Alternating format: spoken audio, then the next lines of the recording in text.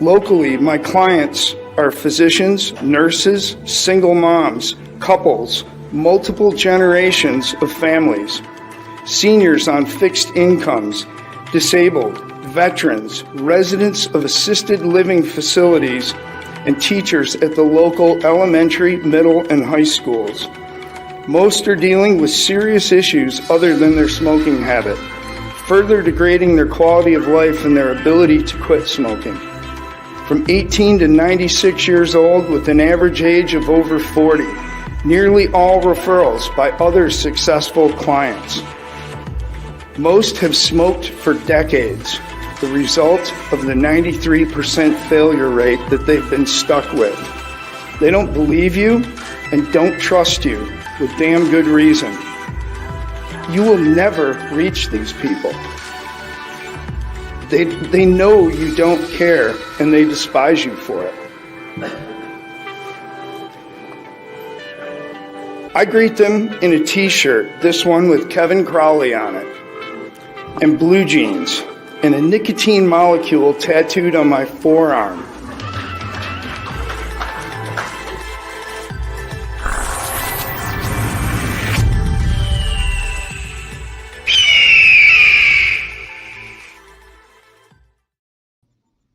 Well, hello, and welcome to our fun Friday night. We are going to have a little bit of fun tonight. We're going to get everybody really pissed off. We're going to, the pissing off thing is, I enjoy pissing people off all the time. I hope you do as well. But we got a lot of stuff to cover. We're really gonna dig deep and cut down to the quick on this youth vaping epidemic and the absolute fear-based panic revolution. I'm going to make a new word that they've started with this whole ideology is scaring parents, adults, lawmakers, law enforcement, all these people into doing some of the stupidest nonsense I've ever seen. We're actually I have an entire timeline starting in 2019 of some of the horrible things that they've done to kids in the name of vaping. But we got a special guest. I didn't tell anybody. We got a special guest. I do have to ask everyone that's here. I see that Raj is in the room and Tom is in the room and the lovely Miss Peggy is in the room. David Lloyd is in the room. Tom Morowitz. I already said Tom Morowitz. But anyway, could y'all and Michael Redfern, could y'all like go and share this around on the medias, because I absolutely forgot to. Just share the link to the YouTube or on Facebook or whatever, because I didn't do it and I'm horrible, and we want people to see it because our special guest is really awesome. But anyway, let's by the way, did you see the Castle Long Reserve packaging? The Castle Long Reserve is here from our wonderful friends at Five Ponds, and I got these strawberries and cream from Plume Room here as well. I just love this device. I know that Aspire does not pay me. I wish they did. They don't. But anyway, let's take this off of the solo layout, and then you can just ignore that for a minute. But hey, Kevin is in the back room. I don't know why I should take longer naps just to see your face.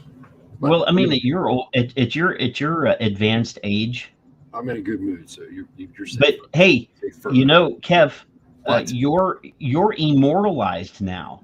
Like a million years from now, the aliens are going to come after we've wiped ourselves out, and they're going to figure out how to look at YouTube, and they're going to see Mark's wonderful speech, and they're going to say, why has he got a face on his chest? Because the entire time that Mark was there, you were peeking out of his sport coat. Like your face was like right there the whole time. I was like, I should have made a shirt with my name on it, but I'm not that big. what kind of conversations I had after he was done. But well, yeah, and he said, if you want to ask me about the T-shirt, you can ask me about the T-shirt in the Q&A, and nobody wanted to know about the T-shirt. I was very, But honored. Peggy says E space moralized. No, that's amoral. He's amoralized. We have degenerated. Finally, But, at least I have some kind of moral. How was the little Kevin? How was mini Kevin this week? He was here supervising, and he's starting to say supervise. So I was really proud of him. Oh. He's going to repeat everything, including things about the FDA. That's well, we don't want him to pick up the words that we use when talking about the FDA. No. But that would be it's wrong. It's coming, and really, he can repeat a lot of things already. So yeah, I'm starting to watch what I'm saying. Here comes Skip. Did you know that Skip and our Kiwi friend, our New York Kiwi friend, Robin, they did a live stream earlier. They're trying to poach Friday night. I don't think I can allow that to occur. They can do that. They're allowed. They can, as long as they don't try to overstream. If they want to be our warm up, that's fine. Yes, dear, you're right. I'm sorry. That's all. Shut up. Shish. Yeah. But hey, we got somebody in the backstage area that we did not announce was going to be here, because he's told really me tired. Because he's really tired, and I told you to invite him. You tweeted at him, and I told you that's the unprofessional way to invite guests on Twitter, and they never come. The Surgeon General, we tweeted that like 8 billion times, and he's never come. So I said, hit him up directly, and then you direct messaged him on Twitter instead of hitting him up on Facebook. So that's fine. I went straight to Facebook. I said, yo, will you come on the show? And he said, dude, I'm really tired, and I've been traveling a lot, but sure, I guess if I have to. So, but anyway, hey, let's bring our guest on. Mark Sliss is here. There's Mark. Hello, young man. Mark. I think between Mark and Clive, at that, and I've already forgotten the name. E-Sig Summit. I remember now. Between Mark and Clive, I think they lit fires. They lit fires on the stage. There are people at home going, honey, did I lose some of my ass, or is everything? Clive's amazing. Clive, I should have hit him up while he was in America, when he was in our time zone, to be on the show, because he lives in Africa, and that the time difference is really horrible. And he's done some shows, but I don't feel good about asking him to stay out of bed until like 3 o'clock in the morning to come be on the show. I'll keep Mark away from Bernie for a little while, but as long as you can. Yeah, no, I that poor dog is missing Daddy. But hey, Addie Tootie came in, and Mallory is here. They both showed up a few minutes late. But anyway, so Mark, before we get too deep into the nuts and bolts, how was your trip to Washington D.C.? Not the traveling part, the actual. The travel was pretty horrible. Yeah. The travel was horrible. The summit was amazing. It was a difficult experience for me. Felt way out of my depth. But you're overall, a one-on-one kind of guy. It was amazing. It really was. And I did see that you were in the Gravity of Dr. Charles Gardner as well. I saw a picture of you and Charlie. I was blessed to hang out with him quite a bit during the conference. He's good people. He's very good people. Very good. And there was a Michigander there. I saw that Sea Doug was there. Well, that would have been the third Michigander. Dr. Gardner is also from Michigan and a Yooper as well. Yeah, but I didn't see him give a speech though. I thought he was going to talk. He asked a question. What was the question? Oh, I don't remember at the But moment. yeah, I saw him like he was the MC, the person that during one of the panels he was at the podium during one of the panels. But I thought he was going to talk. I Like on day think he one. was like the MC of one of the segments. Yeah, but I Introducing would have wanted everybody. I would like to have heard him speak. Yeah, so would I. I did get a chance to sit down with him before the conference, the evening before, and have a conversation with him. He's a very nice guy, very articulate, very thoughtful. Yeah, he was very nice in his communications with me that he didn't want to come on the show. So it wasn't mean. It was just that, he said that he would prefer to reserve his time for bigger outlets. And I get it. We're not a huge show. Yeah, and he's a we're busy guy. He wears a lot of hats. Yeah, a lot of hats, I believe. But that the whole thing seemed pretty cool. And obviously the day that you were on was probably, in my opinion, the best day, because you and Clive both got to speak, and then you both got to be in the same panel. But on the first day, Clive was there as in the audience and asked, what's the lady's name? Kathleen from FDA. Crosby? Yes, asked her an amazing question that did not get answered. And it sort of pissed me off. Kathleen's the director of CTP. Well, she's one of the directors of CTP. I think she's in charge of communications and or something like that. She doesn't have a Twitter that I could find. No, I looked. That's the smart thing to do. Does not have one. And he didn't ask the question directly to her, and she didn't answer the question. The guy beside her, the psychologist or psychiatrist that was beside her, answered the question, or tried to, I guess, is the best. He definitely did not address the question, which I felt was very important, because it gets down to the nuts and bolts of a lot of the stuff that we talk about on the show about, lying, lying to kids. Did you speak with Dr. Rodu as well? I hope you spoke to everybody twice. After my talk, I felt like I spoke to everybody. Well, they wanted to see your nicotine molecule. Yeah. Only one person asked to see it, but they were just a blur. I was in pretty rough shape. I'll admit it. I missed the entire rest of the conference after the panel discussion. Right. I did not go back in. I wasn't in any shape to go back in, and people kept me awfully busy in the lobby.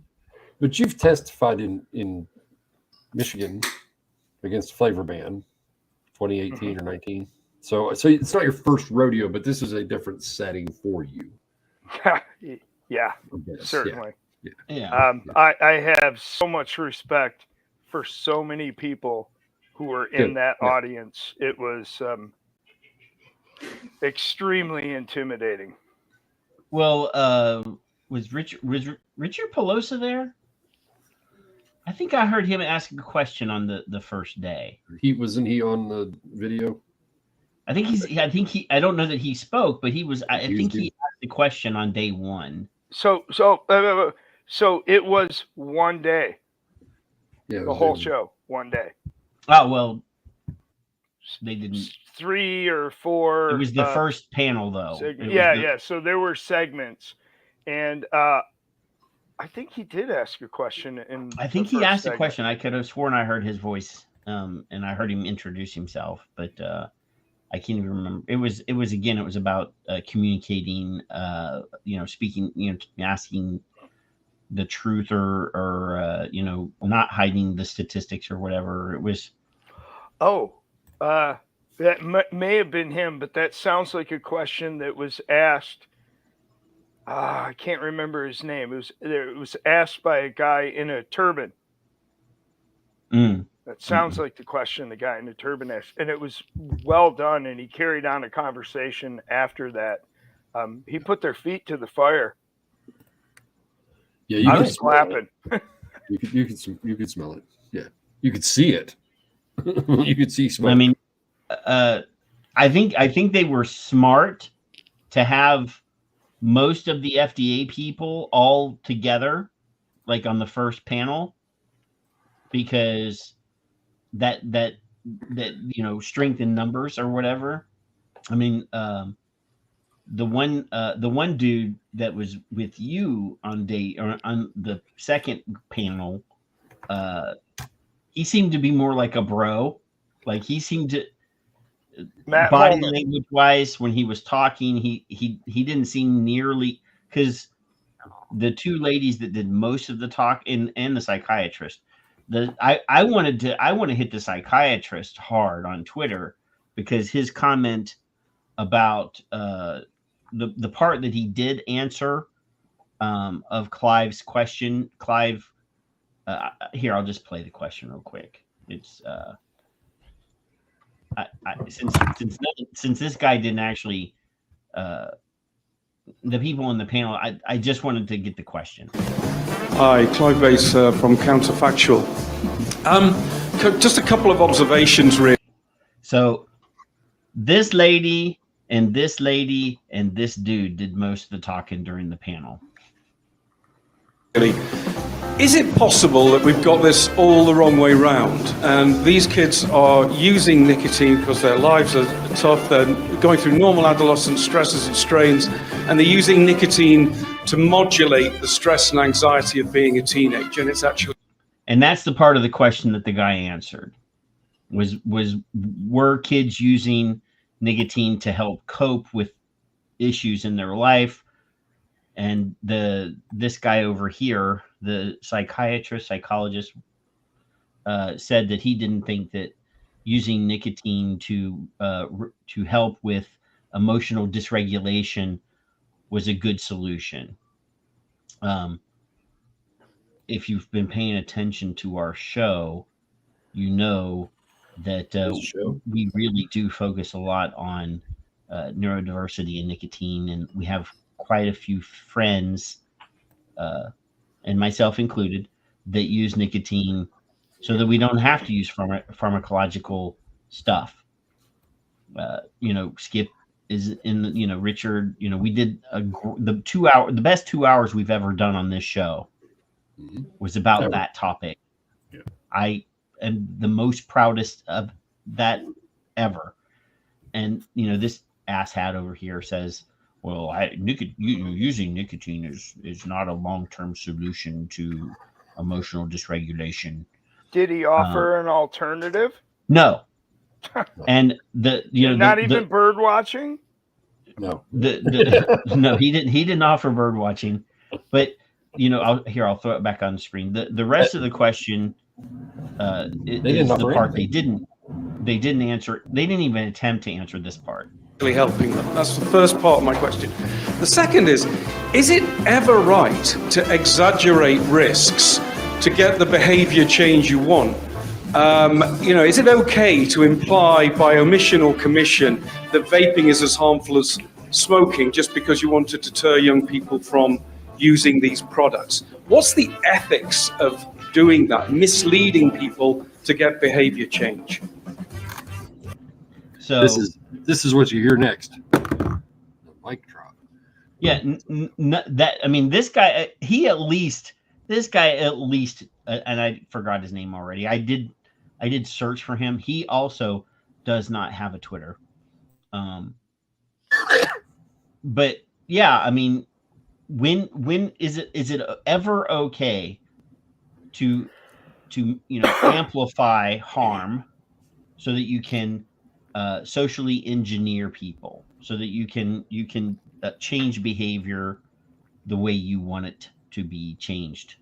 The easy answer is no, because eventually the truth comes out and your lies foster distrust. You cut Yeah. your own throat. Well, and that young lady, the FDA, I just said her name and I've already forgotten it now. Kathleen Crosby? Yes, Kathleen Crosby. She actually shot herself in the foot, because you have to listen carefully. But again, I captured it. You got to, first she says that we know, first she admits that FDA is quite aware that that kids experiment. She admitted it twice in the same speech. Then during the panel discussion, she says that they have one thing that they're doing, like their whole thing is to preach abstinence, right? It's like, don't abstinence works, right? Telling kids not to do things is. And in Matthew, not Matthew, Caleb Lentz, the son of one of the founders of PAVE, I have him on video saying, you tell a kid not to do something, he's gonna do it. Of course.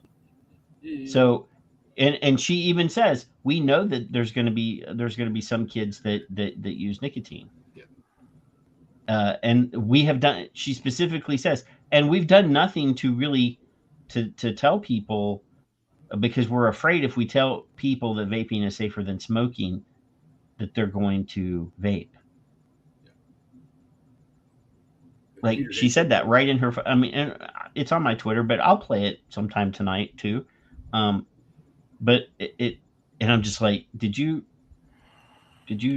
pay attention to what you were writing down and the words that are coming out of your mouth? Because people that are listening closely will hear it.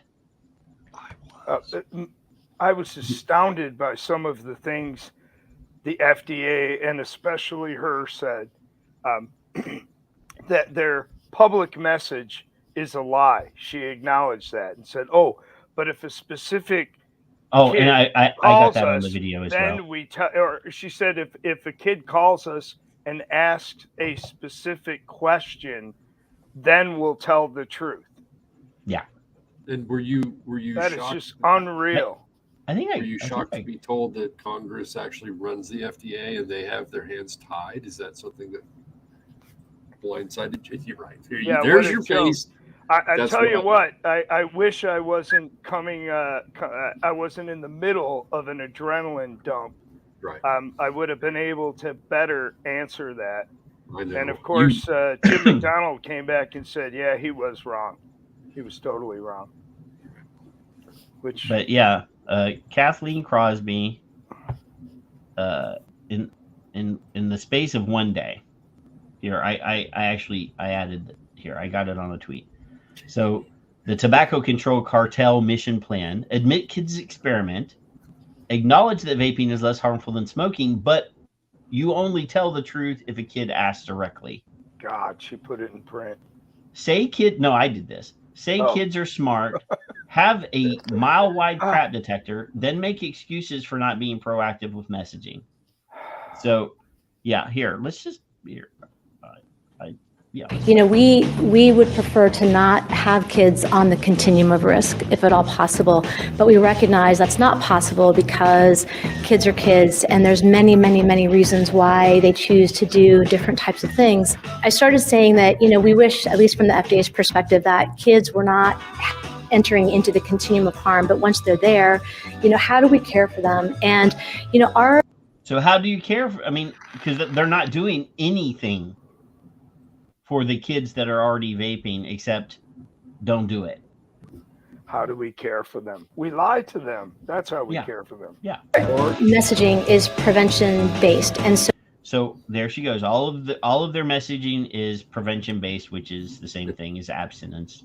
Don't do that. And we know kids never ever ever have sex This is fiction based, Patrick. I'm going Yeah, to correct you. they never do things that they're not supposed to do. No. So we have condoms. We allow them to have harm reduction for that because we know that they're going to do that. But let's do this whole prevention-based thing for vaping and not discuss harm reduction. So we're trying. We certainly acknowledge that teens are teens and that they are experimenters. If we get asked a specific question by a teen, either a direct message to us or via social media about the relative harms of vaping versus cigarettes, we try to be as clear as possible that if your comparator is a cigarette, vaping is less harmful. Vaping is less harmful. She just said it right there. Like clear as a bell. But vaping alone, especially if you've never been a cigarette user, vaping alone is not benign. And that's true. Vaping is not benign. It's about 5% of the harm of a cigarette at most. At least 95% safer. Yeah. So we do. I mean, I will admit. Now there are vape advocates on Twitter that will say that it's harmless. It's not harmless. It does have some harm, about the same as standing in the garage with the garage door closed and your car running for a few minutes. But still, I said a few minutes. I would ask if everything benign, is that a public health goal that everything has to be benign? Well, because then I certainly don't see that. Is it illegal to start my we can't car even live on like lettuce alone, because lettuce alone is not harmless.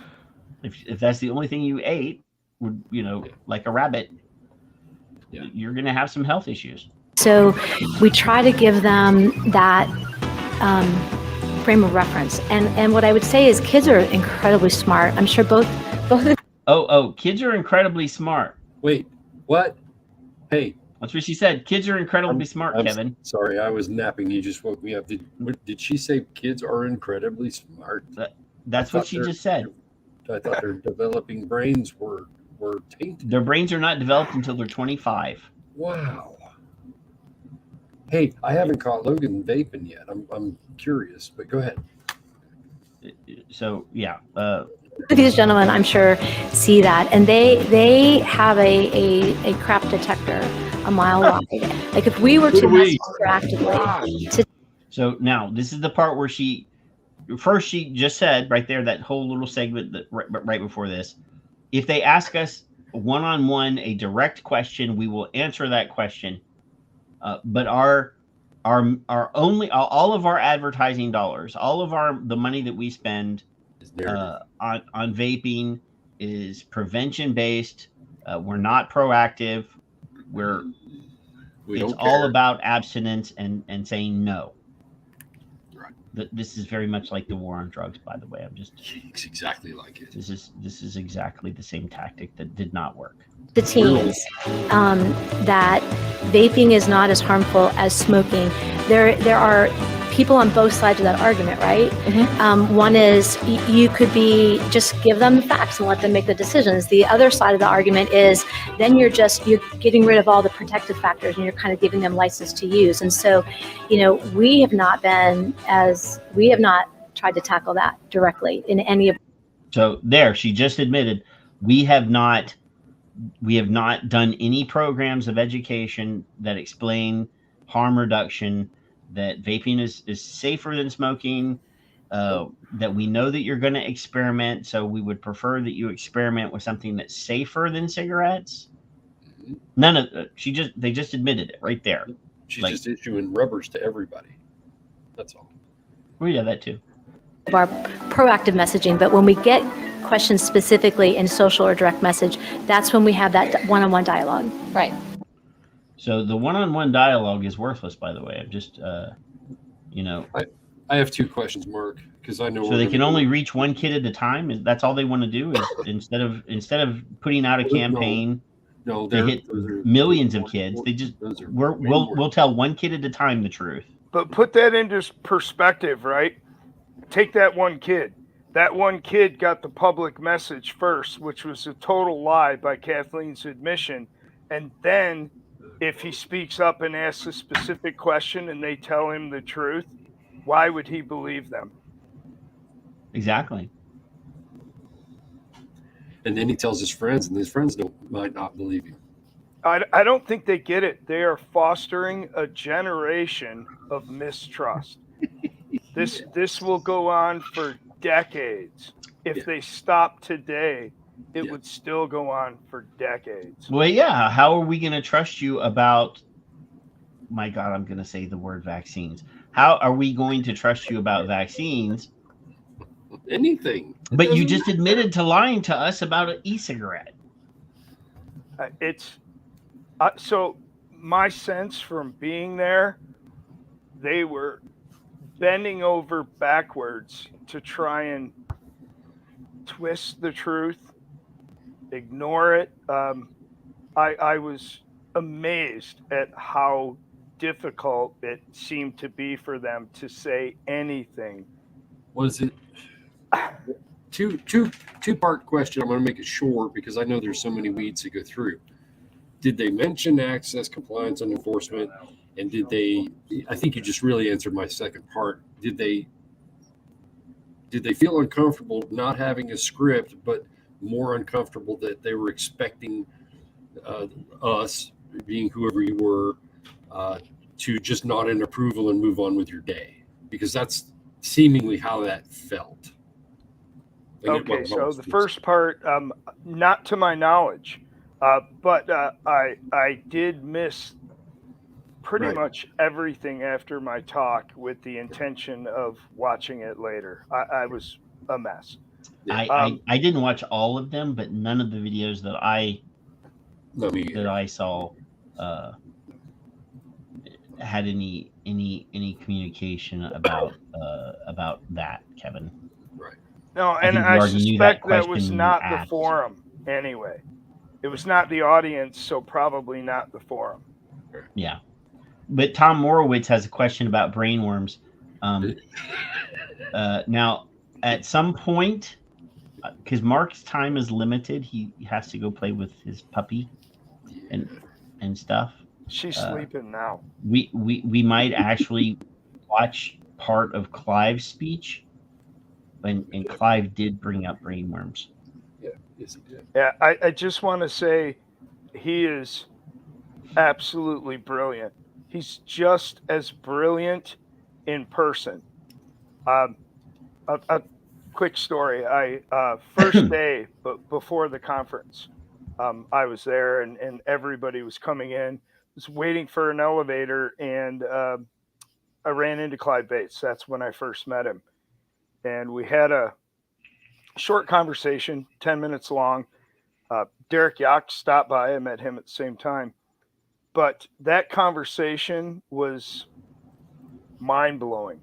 It was like a classic Clive Bates presentation. I was absolutely blown away. In fact, I didn't even get in the elevator. I was so blown away, I wandered around the lobby, forgetting where I was supposed to be going. He's amazing. He really is. Starstruck, but not starstruck. He's a walking presentation. Yeah. He's been doing it as long as anybody. Oh, take his nicotine challenge, Mark. He's got great recall. Yeah. And he thinks on his feet. I mean, he literally just gave me a presentation. I was blown away. I would love to get him and H on the same show. Henage. Ooh, yeah. I think they. I don't know that they've ever, if that's ever occurred. It may well have already happened that I didn't get to see, but I would love to get them on this show at the same time, because I think that would be off the fucking chain right there. You put those two guys on and just let them talk. Like Kevin and I I just remove Kevin and I from the screen and have them on the screen talking. I would bet anything they would just feed off on each other. Because both of them have encyclopedic knowledge of this stuff. Absolutely amazing. So, But did nobody asked you about the shirt? One person asked me about the shirt afterwards. I gave her a full explanation, and she was Because Kevin doesn't definitely like me? interested. But I did notice. So I changed at lunch, and put that on and popped on a suit coat, so it wouldn't just be out in the open. When And you we don't want to get let that moment Kevin where out you in the take your open. jacket off. But That's a like lot that's of a really people great were moment. staring and trying to see what my shirt was. I got a My lot of ugly weird ass. looks. Nobody else was dressed like that. I don't even like you.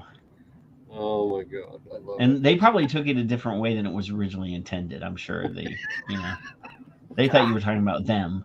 Screw But 'em. it's really just me that Kevin doesn't like. Well, that and the FDA, but yeah, Yeah. you're pretty. I'm honored, Mark. I'm honored in many other things. And Mark is one of the only people that bought that shirt. And it's priced as low as I can make it. I love that shirt. Kevin, I wore that for you, but I Thank you. also wore that because I do greet people for the very first time in that shirt at work. Yeah. It's well, All the time. you're talking to a smoker who's been used to being told I don't like you. Go away, right? Yeah. There's a lot of angles on that. Yeah.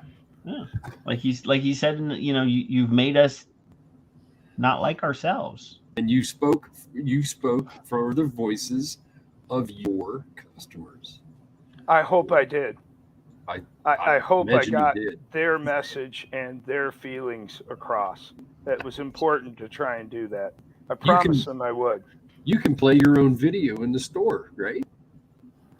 I know, but that's too. I had to today. I have a client, a retired gentleman. He drives, I don't know, must be about 200 miles to my shop from Wisconsin. Wow. And I love him. I've known him for years and years and years. His name's Mean Gene. And he made me play it. Good. And I can never say no to this guy. So it played in my shop today, and I was embarrassed. I know. Well, that's all right. Did you see that Big Knowledge showed up in the chat room right now? What? Is there chocolate being passed out? Now, Mark, you mentioned in I don't know which one now because I'm confused. An 87-year-old lady, your oldest client, that might have been in Michigan. It's changed throughout the years. My oldest client right now is 92. And my oldest client ever that I actually knew their age was 96. This is the one that you said you eventually asked her. I think it was a Michigan testimony, but I was wondering if she was still around. I was hoping she was. That's all. If it was the one I mentioned at the Michigan hearing, yes, she is. In fact, her daughter was in the shop today. Good. And son-in-law. Because this is a personal thing, so I'm mixing both testimonies, if you will, for time. It wasn't parallel by any means. You were talking to two different audiences, but your message was probably better than you felt. And I'm not a public speaker. I don't even like cameras here necessarily. I'm used to it. I don't care. It doesn't matter. But I get what you felt, and your message was way more clearer than your head probably thought it was at the time. My honest opinion of Tuesday was I blew it. I don't think you blew it. Yeah, I mean, well, that's what it feels like when you're standing up in that room. Yeah. You have people that are there. Sometimes you can't see the people because there's so many lights pointed at you. I couldn't see anybody. You're blinded. I mean, obviously, I'm a talker, so I get up and talk in front of people, no problem. But I mean, it's not something that you do once and you do, you feel good about it. But the words were powerful, The words were there. Yeah. You know, if you read it, it doesn't matter because they were still your words. I would say, you know, it was fire to me. And Well, the everybody, response was overwhelming yeah. afterwards. So you I don't take an didn't L on this. expect it to go well. To be honest, I fully expected to be shunned or kicked out. Well, not kicked out. Amanda would never kick me out, but I actually had some plans to go do something else for the rest of the afternoon in case it was a total bomb. There you go. I mean, you could hear the audience when you said with a nicotine molecule tattooed on my arm. The moment you said that, everybody was woo. You know, I could hear people cheering. So interesting. A guy from Germany came up to me and he was talking about, he said, I saw you were nervous, whatever. And he was talking about how to publicly speak. And he said, well, I always listen to what I'm saying and adjust things as I go along. I realized I couldn't hear a thing. I didn't hear the audience. I couldn't see the audience. Right. I have no idea what happened when I was done. I just went back to my seat and I didn't hear or look at anybody. I had a short conversation with David, the guy from Enjoy. Yeah. He was sitting next to me, and I had to apologize because I specifically meant to exempt his product from a point in my talk where I was talking about all the bullshit they've left us with. And so I have no idea what the reaction was from the audience. Well, you made up for that because you also said everything should be available. More things should be available. Yeah, I firmly believe that. You know, we do too. I'm the guy doing it. I want more tools. I know I could benefit and my clients could benefit from more tools. Bad examples are good examples too, even if they're bad. You know, they are Mark, I don't know if you've tried one of these. What is it? This is the Enjoy Day. This is the newest version of the Enjoy Daily. Is that the one that's been approved? No. The Enjoy Ace. The Enjoy Ace is what's approved. Oh yeah. Well, I'm glad I didn't talk about that much because that's the number 2 device that walks into my shop with new clients and they ask me to throw it away and say it doesn't work. Can you give me something better? The bad examples are good examples, yeah. I will say, if they get the menthol is not horrible. So last week I tried one because the guy was vaping on it when he came in and he said, yeah, this isn't working. I need a better solution. Can you give me something else? You can have this. And I said, can I hit it? And I tried it. The tobacco one. Tobacco flavor. I love so tobacco. I don't like that, but it gave a good hit. It was pretty smooth. I didn't see anything wrong with it. Yeah. Good form. I actually like this because this is just, you know, hold it in your hand. You got your beer in your hand, you know. To be able to do this. Yes. I kind of miss that. Still. That's the only reason that, well, not the only reason, because I did want to show people a couple weeks ago when I bought one of everything that they had on the shelf from Enjoy, just to show people what they may get stuck with. You know, and the regular menthol or the regular tobacco flavor in this is not horrible. It's not. You know what? They all have value. They all have value. You know, the shit that I railed against in my talk, it still has value. Well, if it helps one person to quit. When you were in the panel discussion and you were telling the gentleman from FDA and the audience in general that, you know, you want more options for people, not less. Definitely. You did say I don't know if you remembered that you used some colorful language during. Well, There was a colorful order. as much as I struggle to remember anything from that conference, because I was pretty blown away. You did. I You do did remember use that foul I language? basically stood on an international stage in DC and dropped an F-bomb. That's hard to forget. But yeah. So when you did ask or responded to the FDA gentleman that was on your panel rather spiritedly, which and he was probably a nice guy, right? I want to speak to that actually. Go ahead. Tim, Matt Holman. We were eye to eye. Well, Clive was between us. It's a good thing, probably. But my impression from looking him in the eye when we were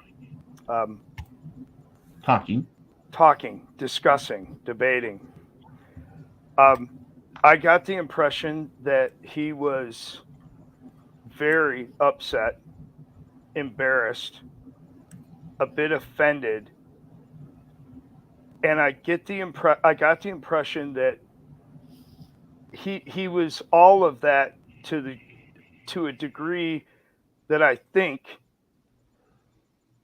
he's a guy who sympathizes with us, and I think he's sort of trapped in his position. I tried to talk to him afterwards because I wanted to talk about that. I got the feeling that he's actually a decent fellow. And so I said he came across as a bro with the situation, and possibly as unhappy as we are. Well, I mean, and his response was, "Well, we can only do what we can within the law.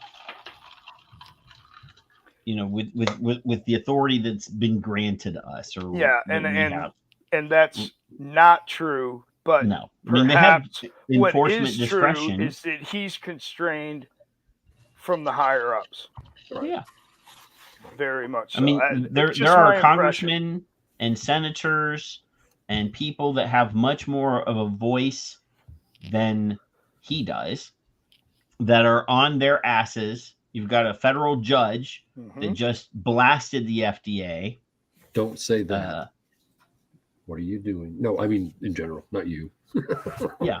That is did not say very nice things about the FDA or to the FDA when they were in their little meeting or whatever. So yeah, I get it. There's people that are putting pressure on them, but somebody at FDA, I mean, even what's her name? Crosby. Yeah. Kathleen Crosby admitted vaping is safer than smoking. This could be the last time the FDA shows up at any type of conference after the display. Honestly. Yeah, I wish this wasn't my only experience because I can't put what I saw and what I felt into context. Right. Right. They got spanked by everybody hard. But they should have been being spanked from 20. Well, I want to say something else, and I tweeted it. They showed up knowing that. They had to know that. I mean, they probably didn't see me coming. I'm nobody. But they didn't send Mitch Zeller's replacement to this conference. No, but they sent enough people. At least those people. Kathy Crosby. Yeah. The rest of them. Yeah, there was a smorgasbord. What was coming, and I respect the fact that they showed up and took it. Right. I wouldn't have taken it as well as they did. Guaranteed. And I'd have been throwing punches. You'd have gone to a script, right? Exactly.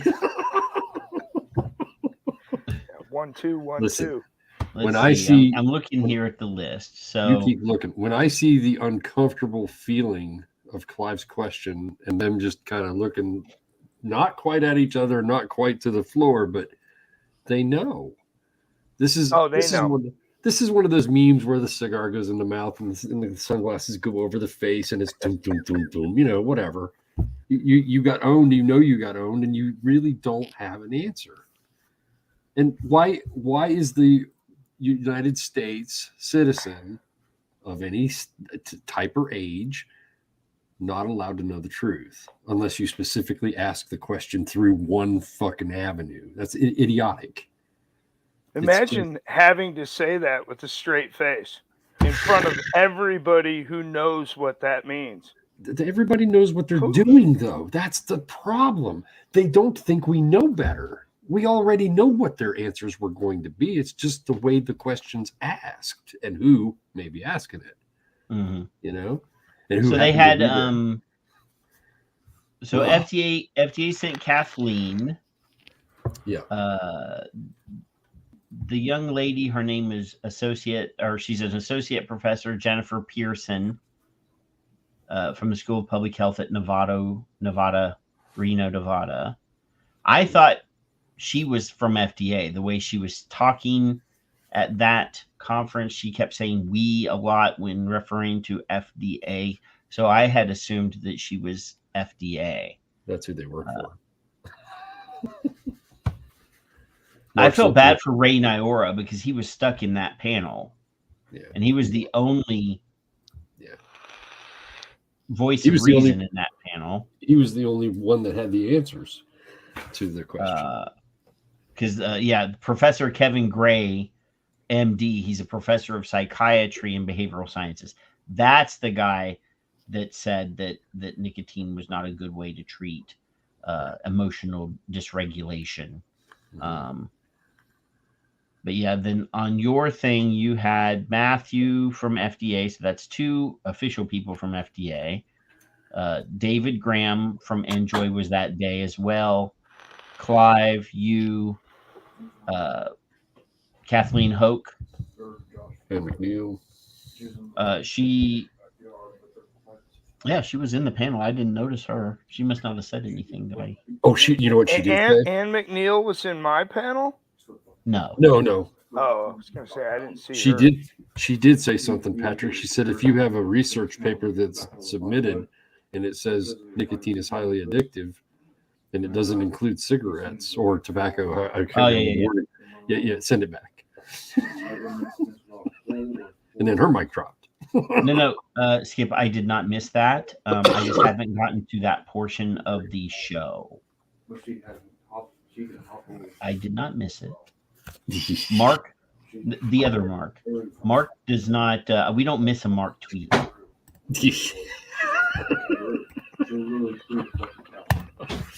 We do not miss a Mark tweet. I have to take a moment here. I will go to my gallery on my phone because I'd like to say thanks to Skip's parole officer for letting her out early tonight. I appreciate it. Well, so it is right there. Oh well. I did not miss it. I just haven't gotten to that portion of the show. I missed that one. I totally missed that one. It doesn't matter. It doesn't matter if you deleted it, dear. I save all of them to my phone. Oh my gosh. That man has a lot of guts. He does have a lot of guts. Well, she brought it up. She brought it up in the chat. I just, I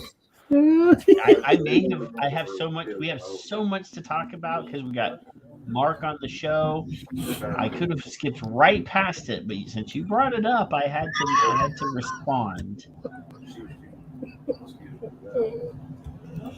Oh my God. Listen, I love you and I love Mark, both Marks, but your husband Mark, and I never miss a Mark tweet. I was napping. I didn't see that one. That was actually this morning. He did it last night. I caught it before she woke up apparently, or she was busy. He was busy. But so Mark, we've been sort of talking about the emotional, physical, the traumatic things that the war on vaping has done to kids in the last few years. I'm gonna make you listen to this since you didn't run away. Except I gotta go here to my profile because I did a whole Twitter thread. I spent some time on Twitter, and I did a threaded tweet, and I found starting in March of 2019, there's a story, Arizona charter schools, and this is a poor child that got in trouble for vaping. So Evan George here goes to school, and he two members of the staff approached him about vaping, that he was doing some sort of vape trick, and they took him. Evan was ordered to the administration office where the athletic director, Rich Edwards, took him into a room and searched him for a vape pen, which would have been a violation. He told me to take my pants down. He put his fingers in my underwear. So this is from 2019. All right. That's one. So that's, March of 2019, March 5 of 2019.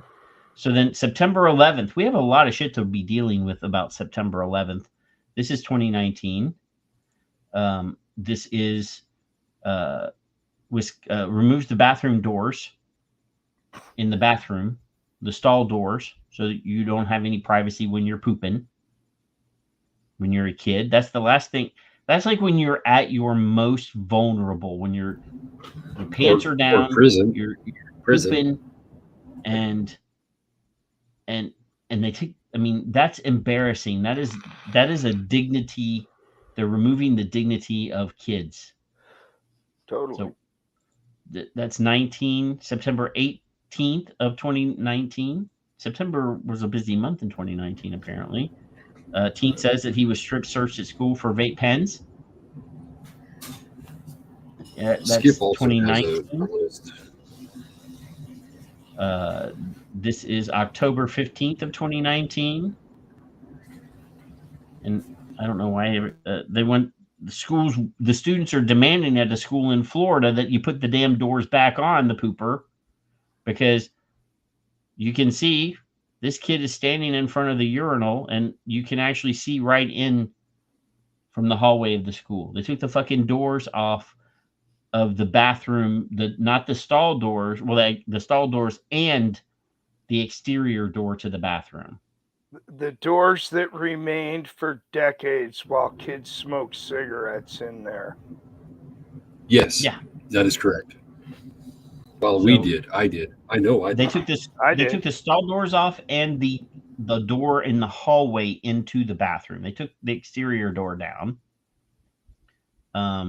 Then January of 2020. Like, this is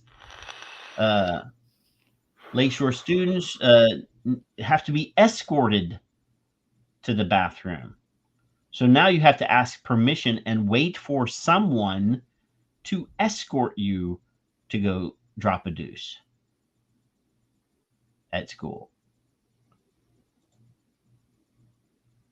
Then June 14th of 2020, black teen tased in need by cops. We've covered that one completely on this show.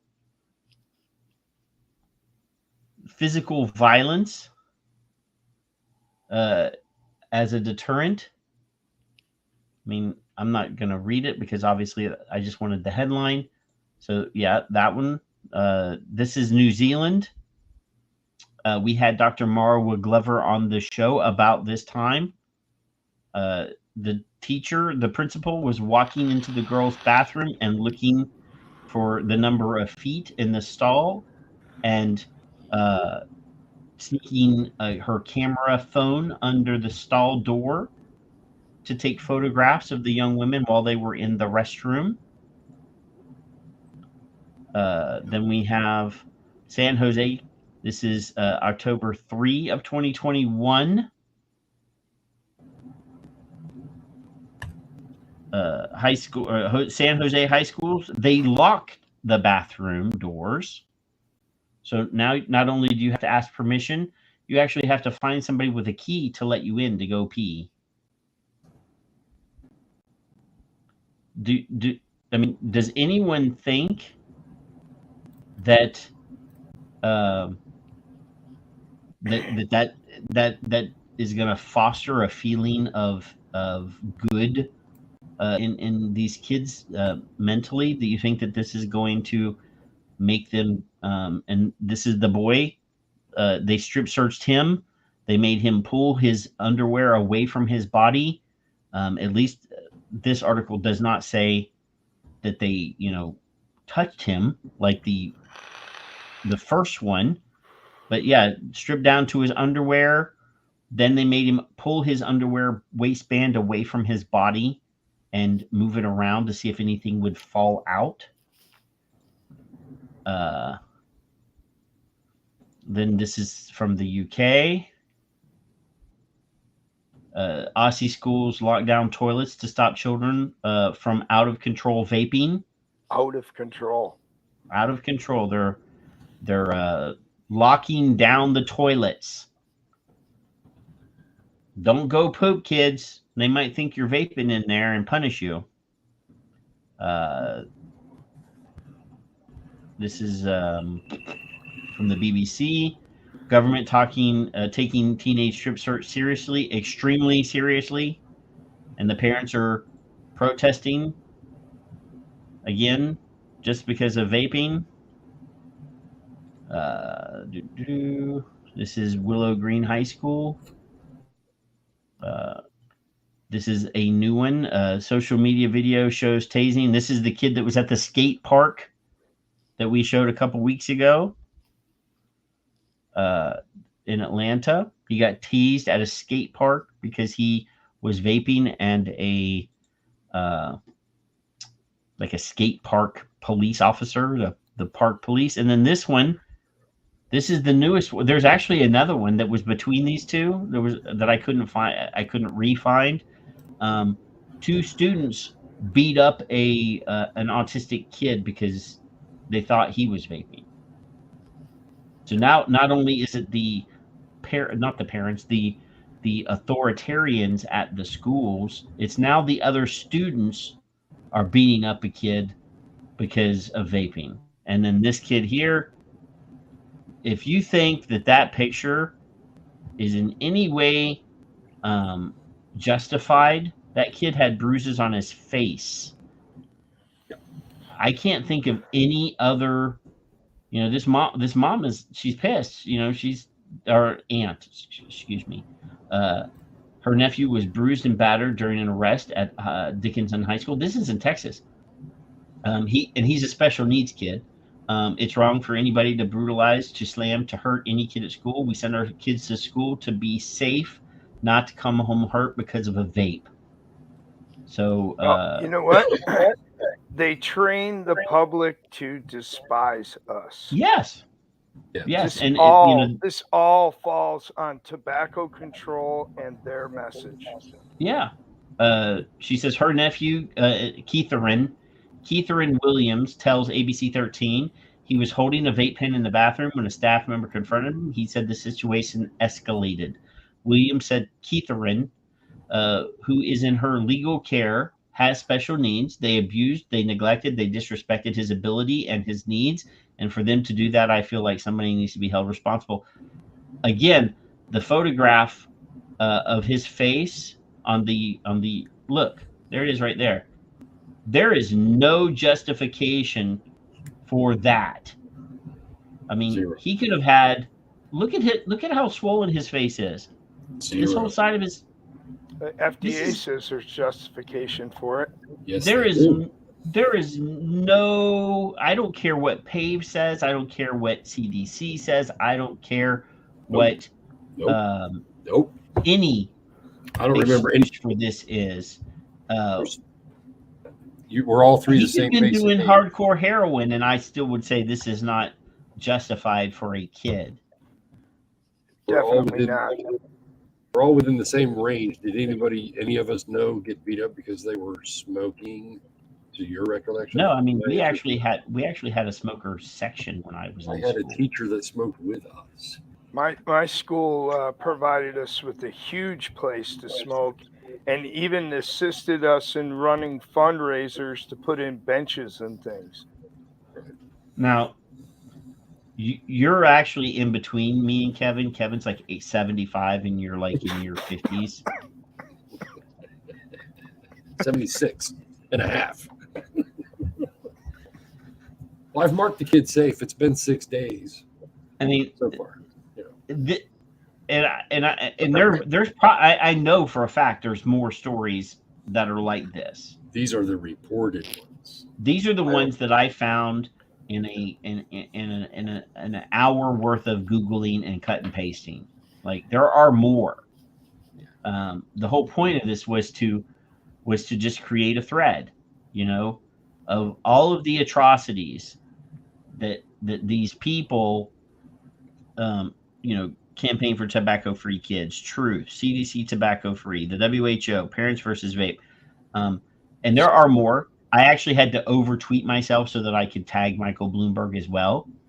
But psychotic nanny state. Period. That's who's encouraging. But they'll all push the blame off on somebody else. The schools, this is just the cops, the whatever. moral panic. This is like all of this is created because of all of the nonsense that the brain worms and all of the different prohibitionist FDA admit the whole messaging that FDA has chosen to go with is that vaping will addict your children and poison your children and yada yada yada. So then that makes everyone so afraid that they feel like they have to act now. And out of a out of some sort of idea that they're doing this to save the kids, they're damaging the kids. They're, psychologically scarring these kids. These kids are going to have, when they become adults, they're going to have like bathroom trauma. They're not going to be able to go to the fucking bathroom when they go to the bathroom. They're going to be so afraid that something bad's going to happen to them while they're in the John. Yeah. I don't go in public. But like that's one of my things is I will they not. But they removed the doors, Patrick. So you'll be all right. Yeah. No, I if I have to sit down, I can't sit down on the toilet now in a public place. Yeah. Can't do it. I flew from here to the Philippines, which is like a 22-hour flight. Yep. Without sitting down on the toilet on the plane. 22 hours. No, honey, I'm not going to Taco Bell today. We're leaving.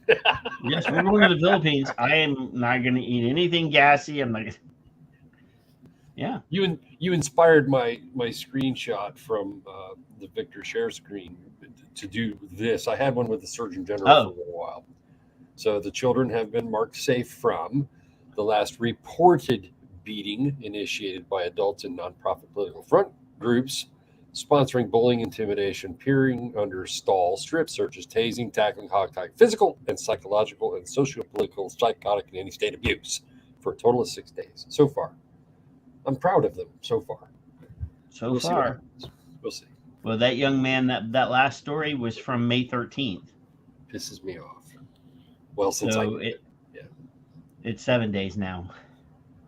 Well, for me. You're not in a different. I already you're not on the other side of the international date line. Hi, Jason. You should update that every day. I'm going to.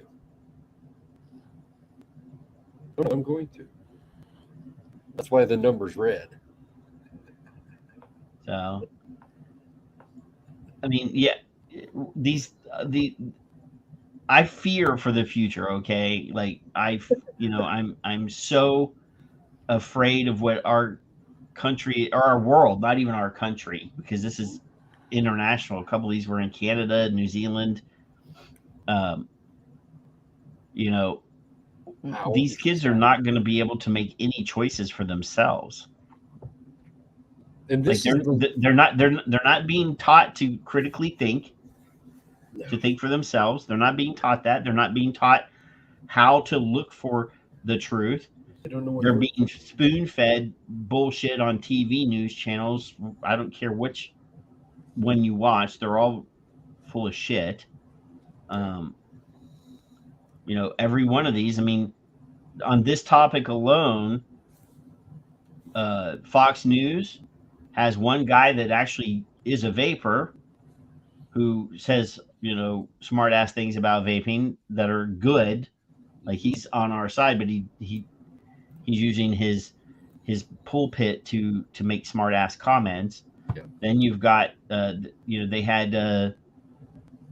Tony on there, and they didn't rip him over the coals as badly as CNN did, but yeah, I mean, you can't trust any of these news sources nowadays.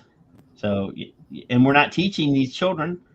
These kids are not being taught how to look for the truth themselves. They're not being taught how to read a study, how to understand what the study said, how to think, you know, how to think it through, how to look and see if the experiment is designed properly.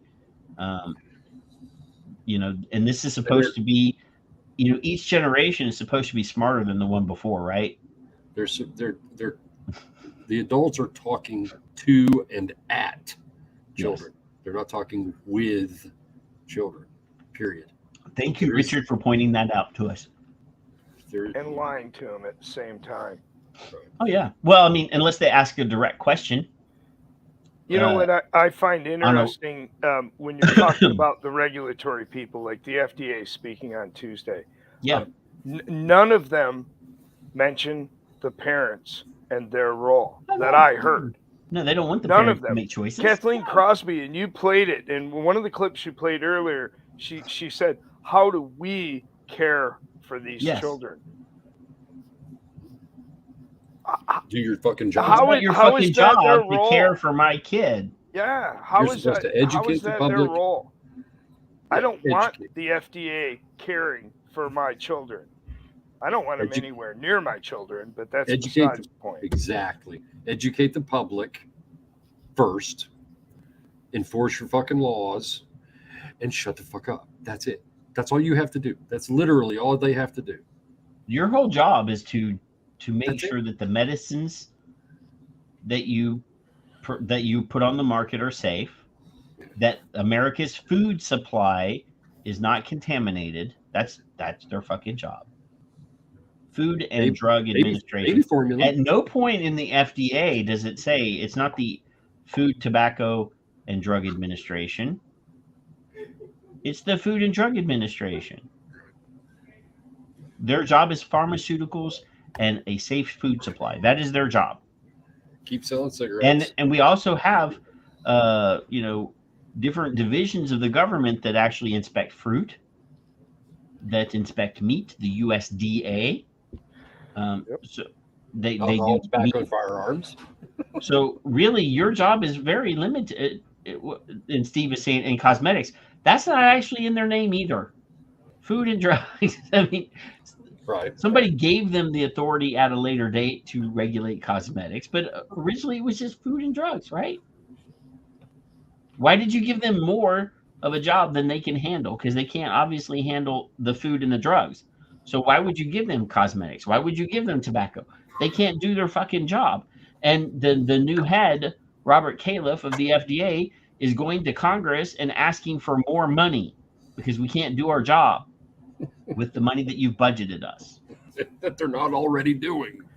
That one really offended me. They want more of my money to force me back to smoking. That's his new excuse. That's the new excuse that he's doing, that he's using now for lack of enforcement and lack of movement on PMTAs, or the slow movement on PMTAs, is we just don't have enough money.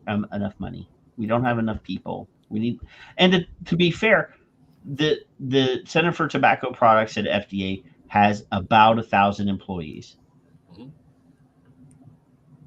Well, with all that extra And money, that, I mean, that's all they have at CTP is about. It goes between like 800 and 1,000 throughout the year. It's certainly not enough. Well, no. Well, Yeah, I would say it probably would be, was enough until they got millions of PMTA submissions. well, but it would be if your suggestion to that guy in your panel was, why is it that you can't just give us product standards, reasonable regulations. Product, let us have GMP, Consumer. let us have tell us what our labs need to be, give us some standards on our labs. We're gonna, give us a list of harmful chemicals that you don't want in there, and we'll follow those rules. That should be the way it works. That should be their job. Not we'll develop everything, and you just tell us when we're wrong and deny us. What's the point of that? Well, I mean, did you even see, like, and I don't have the clip, so I'm not going to play the clip, but he said that guidance documents, like he was talking about, how hard it is for them to do their jobs and blah, blah, blah. And he says, we have to release guidance documents and blah, blah, blah. And, guidance documents are not binding. Yeah. And he said that in his speech. And I'm like, I heard it. Then what is the fucking point? Yeah, exactly. You're giving us guidance to tell us what we're supposed to do to, fit your regulatory process. And now you're saying, well, they're not even binding. In other words, it's still how are we guesswork. How are we supposed to follow through with your regulatory clusterfuck? I'm going to use clusterfuck. And the instructions that you're giving us, they're not even binding. They don't even matter. Look at that. There's another. That's the first one that I've ever seen in the wild, Kevin. In the wild. Mark, did you do what's behind me? Did you feel with? I'm not talking Clive because we all love Clive, and I'm talking about the other side. Is a general statement. Did you change conversation? Do you feel you changed the conversation, or did you just feel that the script was like loosely fit into their narrative? That's my hope. I like to think I changed the conversation, but my hope is I just made them pause and think. Right. I think that's the best that I could hope for. I hope I did that. I truly hope you did. Yeah, yours is clearer than mine.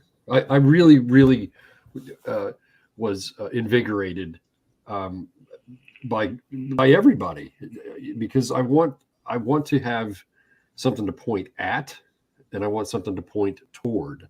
Toward is you, Clive, Brad, doctors, Rodu, Dr. Gardner, etc. At is obviously the people who are the puppets, and I commend you for your candor. I commend you for your ability not to just blow the fuck up and be as red as my hair. I just commend him for his fashion. So impressed. Well, the fashion sense is clearly obvious. Kevin was on screen the entire time he was talking, so that was. I was in DC. Janice is like, "What are you doing?" I said, "I'm watching something I wanted to go to." She's like, "Oh, okay." I will say this: it's the only one of those anything like that I've ever been to, but it was an amazing experience. I would recommend anybody who could do that to do it. Yeah. It was amazing. What Amanda's created there just blew me away. Absolutely blew me away. She is an absolute angel. I love her. Sweet. Wow. Highly. Just that. Wow. Yeah, but there was a lot of talk during that conference about the youth vaping epidemic. I heard a couple different people use that phrase, the vaping epidemic. Nothing about access. Yeah, but they're not going to talk about that. But I did see that on the 17th there's a story It comes out that says vaping is not a frequent activity for most teens, study. Huh. So study. Yeah. So it says here that a new global study suggests that the majority of teens vaping are not using the products regularly. Yeah. That 1 in 60 teenagers, or 1.7%, vaped more than 10 days in the previous month, according to the new study published in the Journal of Addiction. The study published on May 11th, which I think we talked about this study last week, but since I saw the headline, I figured we'd talk about it again, suggests that the majority of vaping teens are only trying out e-cigarettes and not using them regularly. So researchers also said that 1 in 12, or 8.6% of teenagers, reported vaping in the previous 30 days, indicating that it's still a popular, if occasional, recreational activity for many participants. The data provided, they studied 51,960 adolescents, typically between the age of 13 and 15, and they did this between the years of 2015 and 2018. The participants from 47 high and low middle income countries, they test the association between the implementation of the World Health Organization's tobacco control policies and adolescent vaping. There's a lot of workout pictures here too. This must be a health website. So they had a pretty large study pool, almost 52,000 kids, and they came to the conclusion that not a lot of them are vaping regularly. This is from the Journal of Addiction, Jason. The story is actually from The Verge, but the Verve, but the actual research was done by the Journal of Addiction. Hey, Dave. And I like the Journal of Addiction because their whole job is addiction study. That's what they do. And there's a lot of behaviors that are pretty universal with people that are addicted, and like their whole job is to find the best ways to treat people with addiction. They don't, and their philosophy is the same as mine, and I'm sure it's the same as Mark when he's trying to convert somebody from smoking to vaping. Is you don't talk down to them, you don't try to drag them to where you are. A lot of people that work in vape shops think, oh well, I use this Relo with 4 batteries in it, and I know there's not a Relo with 4 batteries. Don't be condescending. And I vape at 0.0002 resistance with my 3 battery mod at 500 watts. A lot of people at vape shops used to do that, and they would try to make people use what they use instead of starting them out at the beginning of the journey with something simple and easy and working their way. People evolve. And they may eventually get to where you are. It's easy to go with what you know, though. I don't want to defend that, but it's easy to go with what you know. And my memory's not that good, but I may have started out that way. Sure. I mean, I stepped into owning a vape shop knowing nothing except that I vaped for a year and a half. I guarantee now when somebody comes in, you sit down, you talk to them, you figure out what they like.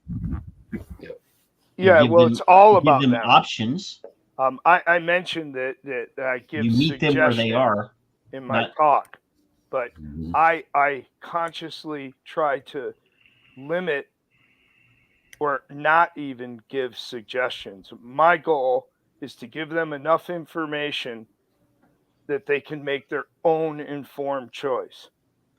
And maybe I'll comment on it once they've chosen or whatever, but I would be far happier if every new client completely chose their own solution and crafted their own solution without any help from me other than the education.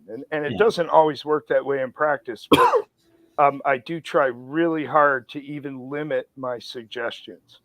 Well, you can forgive me for the side. Do people actually try e-liquid in the store anymore, or are you just stuck with here's a bottle of in my store? Yeah. So I'll tell you what I do in my store. I love this. I'm actually a bit proud of it because of how well it often works. So the first thing that happens is they talk. I don't tell them anything unless I have to counter all the bullshit that they've been told in the media and by tobacco control and legislators and all of that. That sadly is usually the first step.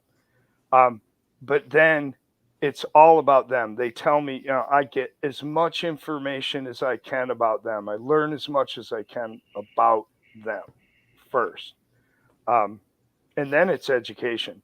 But once we've got a device and perhaps a good idea of where we want to be with nicotine level and all the other details, the next thing that happens is they move from one side of my shop to the other, or one end from the display case to the other, and they sit at a bar, a vapor bar. In fact, that's how my business was first advertised by the guy who created it. It was a vape shop and vapor bar. Mm-hmm. So they belly up to this bar, and it's time for flavors. I give them the menu. I have a printed menu in a binder, and I tell them, depending on whether we think they're going after freebase or salt nicotine or both, I tell them to browse through the menu, the entire section or sections, and just see if anything jumps out at them, and anything that does to just sing out, and that I'm going to go over and I'm going to pull representative flavors to show them the difference between fruits, drinks, desserts. I set up a whole bunch that I kind of pick certain particular flavors to represent things, but also some things I may have picked up on comments that they've made or whatever. And I tell them this is a wine tasting. I give them a bottle of water to cleanse their palate. And I said, this is a wine tasting, and they love it. Just saying that almost every time, especially the older folks, they just perk up and they're like, what? Yep. I've had people say, can we do this in 5 or 10 minutes? I want to call my friend. I want them to come down and experience this with me. And they love it. And I conduct it just like a wine tasting. I explain the flavors. I line them up from subtlest to strongest. I also break them up by desserts, drinks, fruits, crossovers. And the whole time, so I just, what I do is I airdrop a drop of zero nic on their finger. Tell them, stick it in your mouth, swish it around, make it hit all your taste buds, like exactly what's going to happen when you're vaping, and breathe through it. And as the flavor dissipates, that's what it's going to taste like when you're vaping. And they absolutely love it. Beautiful. And I get them to try, and I tell them all sorts of things like your vaping palate is not necessarily the same as your eating or drinking palate. Try, don't be afraid to try flavors of things that you might never eat or drink. It's I think the best part of the experience. People love it. Their eyes light up. They have an absolute blast doing it. And this has to have a mention that if they want to take 10 minutes to call their friend and decide for their own palatable choices, they can also consult with Bernie, because Bernie is a huge part of your shop. And I want to make sure Bernie has a moment in the spotlight. Sorry, she has to. I don't know. I don't know how I did it without her, honestly. Her box, it stands about her window box. It stands about waist high, and it goes right over to the front door. And when people walk in, the first thing, Bernie's licking them in the face. Yes. Now, granted, that does scare the crap out of people at times who've never been in there. And the last thing they expect is a big old pit bull head, right, right in their face, licking them. But the people who do expect it, they love it. They absolutely love it. And she does so many things. And I think I mentioned some of it in my talk. You did. She literally guards the infants of my single parents. They bring in their infants, in little car carriers or whatever, and they immediately go over and give their baby to Bernie. Right. Your atmosphere is completely different than here's a patch, here's a gun, get the hell out. Oh, it's that's all. She's made it so much better.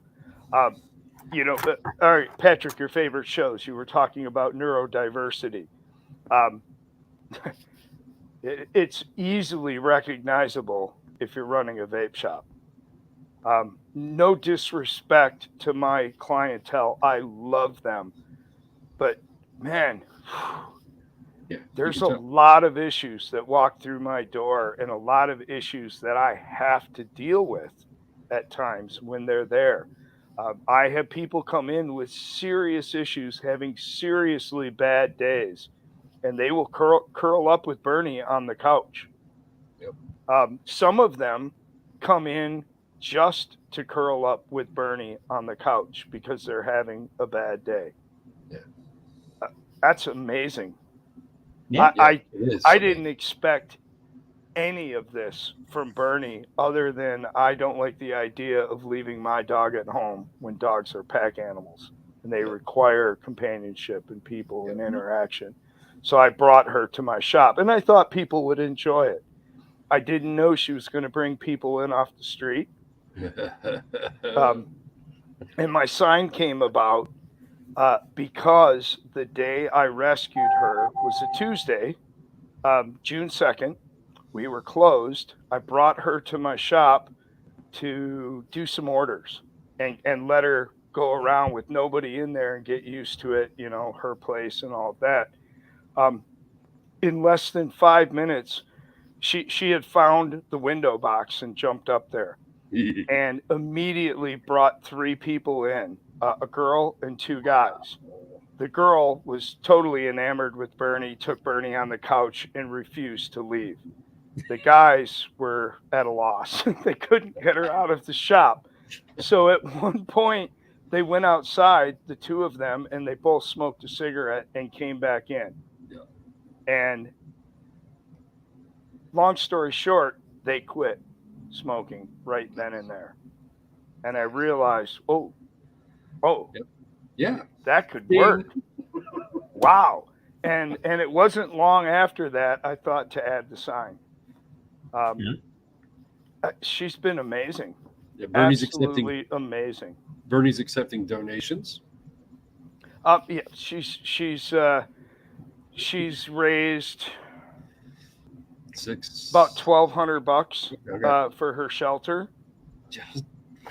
We just cut another $600 check to the shelter. That's amazing. She has done so much good. Dr. Glover used Bernie in one of her online smoking cessation programs. She's international. I love that. She's doing a hell of a job. She really is. Yeah. I'm so proud of her. Give her a pat on the head for me, and everybody can send treats. She's surely going to love treats, right? Just, oh my God, it's an amazing. She's caused so many people in my community to have treats on them. Yeah. Within probably 3-4 weeks, the postman, FedEx, UPS, they all started carrying treats. So my bank, they actually in their storeroom have a bag of treats for Bernie.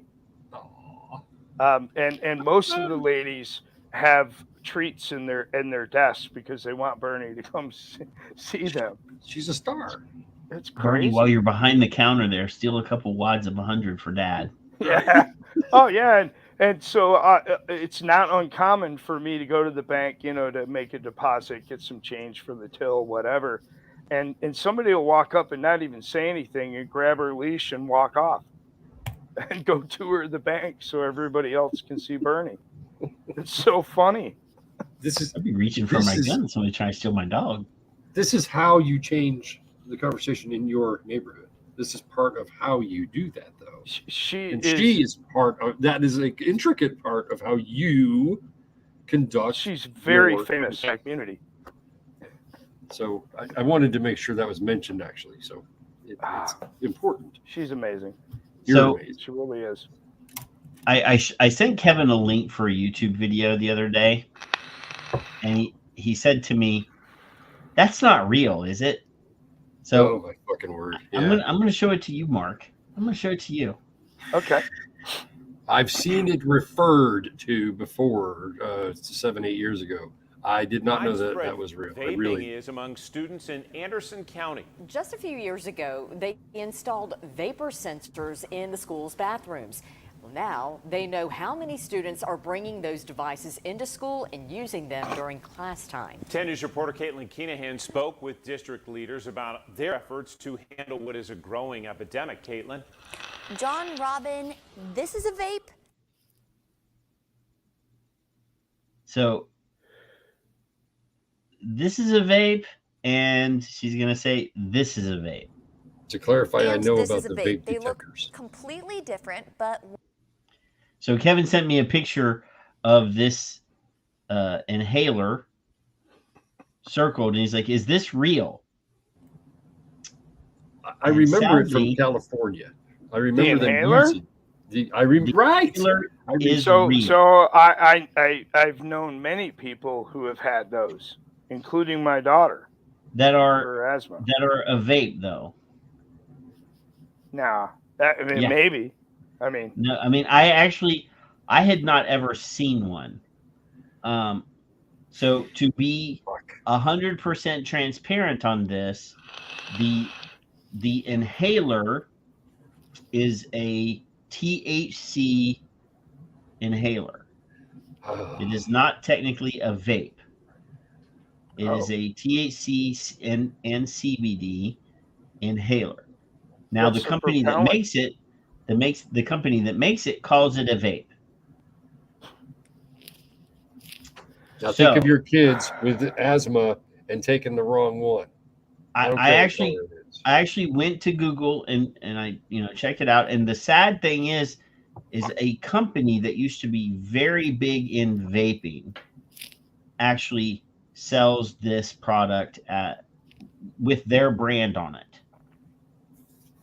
Now, I myself am not anti-pot or anti-CBD. Nope, not at all. But I do have to say that there are plenty of people that were in the vape space that to stay in business, to have a job, they went over to the CBD and some into the THC market, and they didn't rebrand. Now, that's bothersome and problematic for the vaping world. And when they use the word vape on their THC/CBD inhaler, it's not good for us. Because obviously, whether or not this technology, the inhaler technology, is a good technology for the delivery of cannabinoids, the THCs, that's fine, but don't call it a vape on your website. Change, because you're still selling vapor stuff, even though you're not so big in the vapor stuff anymore. You're still selling vapor stuff on your website alongside of this product when you should really have started a new brand to not confuse the fuck out of people. yeah, it's a little bit of throwing your old industry under the bus. Yeah. And if you're going to put out something that vapes THC or whatever, or nicotine, I really don't think you should be making it look like something else used Well, for something else. it's actually so it not a does vape confuse device, people. though. Yeah, but fair enough. But It's actually whatever an it is, inhaler, but Whatever you it should is. at least not call it a vape. definitely 100%. And I don't really think you should be making it look like inhalers that people use And- for asthma. I mean, and you you know, should be- it's not like I'm against it either, but why confuse people? What's the purpose of doing that? Why does Well, I that mean, they look want to like capitalize my on daughter's their vape. asthma inhaler? They want to capitalize on their vape brand, because they were at one point a very big vape brand. They're no longer a very big. I mean, they're still here, but they're not. They're not as big as they used to be. Yeah. But if you were a mod company that made really awesome mechanical mods, and you move over into the THC cannabinoid space, Right. this your branding really doesn't mean shit in that world anyway. True. So why, unless you're trying to capitalize and bring your vapor bros over to that world, why would you do that? It just pissed me off. I saw it in one of my Googles. I watched the article. The article's the same nonsense about kids vaping, blah, blah, blah. But when they showed that, Yep. I just had to send it to Kevin and say, check this out. And my confusion was that there was a fake one by, I think, California, 2014-15 photo. And I remember it being green, and it was the same basic photo. And I was like, there's no way, because they were using it as an inhaler, like the one that Deanna had, where they were suggesting it. It's the same.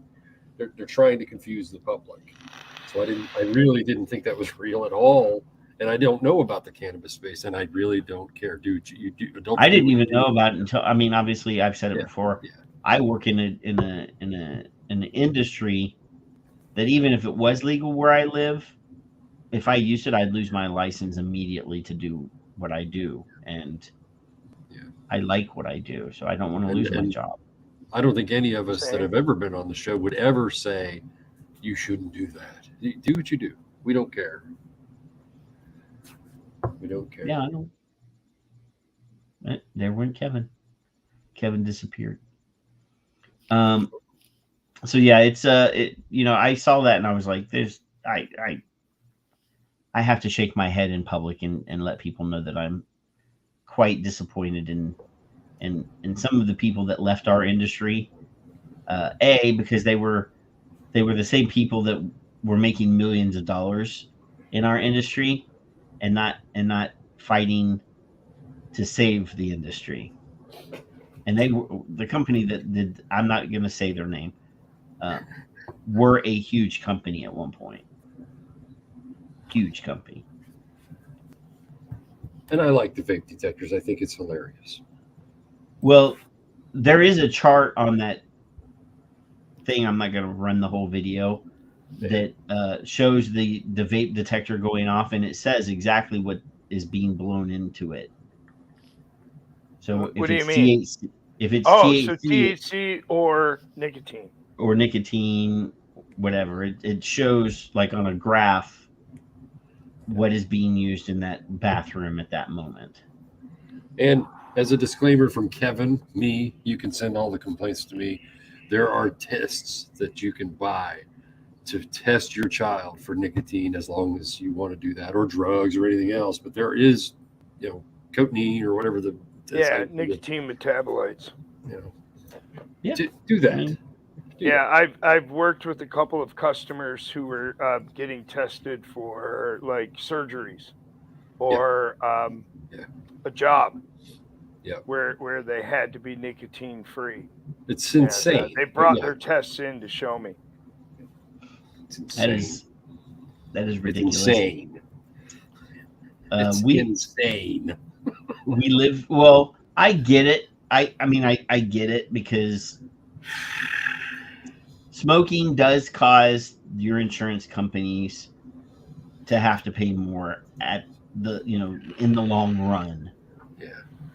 But to obviously there's no test that I know of that will tell the tester whether the testee is getting nicotine from a vaporizer or if they're smoking. Right. CO test. Well, Right. yes, See, but there are That's ways what they're using in the studies to determine, full cessation. and there's still ways e-cigarette to So get around carbon this, monoxide though. testing. There are I still mean, ways they'll at to least tell you if you're a current smoker. there's still ways to get around that. Of course. But you have to E-cigarette- prepare. You have to know, The e-cigarette politics site has a statement that CDC years ago did a test and nobody tests negative for nicotine.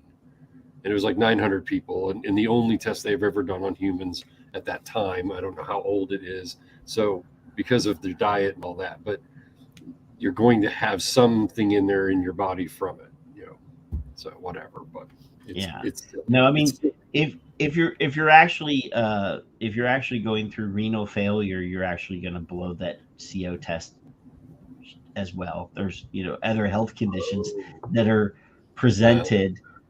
I actually had a patient today. We sent her out to the hospital because her blood gases, her COs were through the roof. So we really don't know nicotine, do we? Acute renal failure will show up, and chronic renal failure will show up as high CO2s as well. So yeah, there's. I don't want to. Obviously, if you've got young kids that you're testing through that, then yeah, they're probably not suffering from renal failure or congestive heart failure or any of the other health conditions that could show up that way. But you never know. In today's day and age, these kids are getting all sorts of jacked up. So, you never know. Yeah. Now, Kevin, you sent me a lot of links to Twitters with like arrows and bubbles and stuff. I did not put those in the show notes. If you would like to put them on the Victor share screen, I will give you carte blanche to do so. But you're going to have to explain it to me and to Mark, I'm sure, what all the different circles and arrows and lines mean. Hold on, There was one that was like really like crazy number of. That's the one I could think of that I didn't know about how many I said. Yeah, let me get my. You sent a whole bunch of circles and lines and stuff, and I thought you meant a whole bunch of circles of different tweets. This one is kind of important to me. I'm gonna let Kevin. I'm not gonna put that in the show notes, but Kevin can show it if he wants to. In my opinion, out of the Victor share screen. It is the Victor share screen. As soon as I can figure out how to get it to come. Did y'all see that I got my Castle Long Reserve? Did y'all what? See that? Did you what? And I'm actually that's what I'm vaping in the whatever this thing is called. It's sad to me that this Aspire device didn't really make it big because it's got this little like rebuildable. It's got like a little rebuildable in there, and it's magnetic. So you could theoretically have bunches of these with different flavors in it, and then you could just pop a different one in. However, when I reached out to Aspire, you can buy extra pods. But the rebuildable part, they don't sell separately. You have to buy another device to get the other rebuildable. And if anybody in the chat room has a relationship with Aspire, I've hit them up on and their response is, unfortunately, no, at this time we do not sell that part of the device separately. And I'm like, you should, because I don't like your fucking. This doesn't use the Aspire Nautilus; it uses a different drop-in coil, and I don't like it. So there's a Victor share screen moment. Here we go. Boom. Is that big enough for you? I can't see shit. I'm blind as a bat. And I don't have I my have glasses on. I have to get my trifocal at the right spot. Okay. Quadfocals. All right. So Truth Initiative, one of my favorite nonprofit political front groups, says for Mental Health Awareness Month, we're sharing important resources for young people to look for help via Truth Orange. Now, that's fine and dandy. I don't begrudge anyone from having the ability to get help. It's the manner in which it's given. So I went to their website, and this is what I saw, minus the X's and the smart-ass irrelevance. The irrelevance is vaping and mental health. It's certain that you got to get help. You should quit. Here's some mental health resources from This Is Quitting and Breathe Work. Oh, wait a minute. Here's the Black Mental Wellness. Here's Mental Health is Health for MTV. It's MTV. What the fuck are you doing? And then this at the very, very bottom, I don't know if it'll be bigger when I click it, is at the bottom of their page. No, it did not. At the very, very, very bottom of their website, it says get help now, and it gives the actual suicide prevention line. Now, So son of a bitch. I'm going to commit suicide. I'm going to have to read all of that to get to the suicide help. So I gave them helpful hints because Kev does. I really do like to be helpful. And this is how their page should look. This should be first. And this underneath is absolutely something that they can share. I don't mind that. And then they could put the irrelevant stupidity beyond that.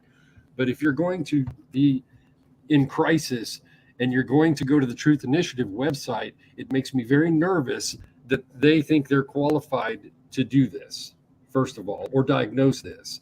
So it pisses me off. We have friends in our space who have had friends die from suicide. It's not fucking funny. And I don't find it cute that they're being manipulative about their descriptive stupidity before the actual help.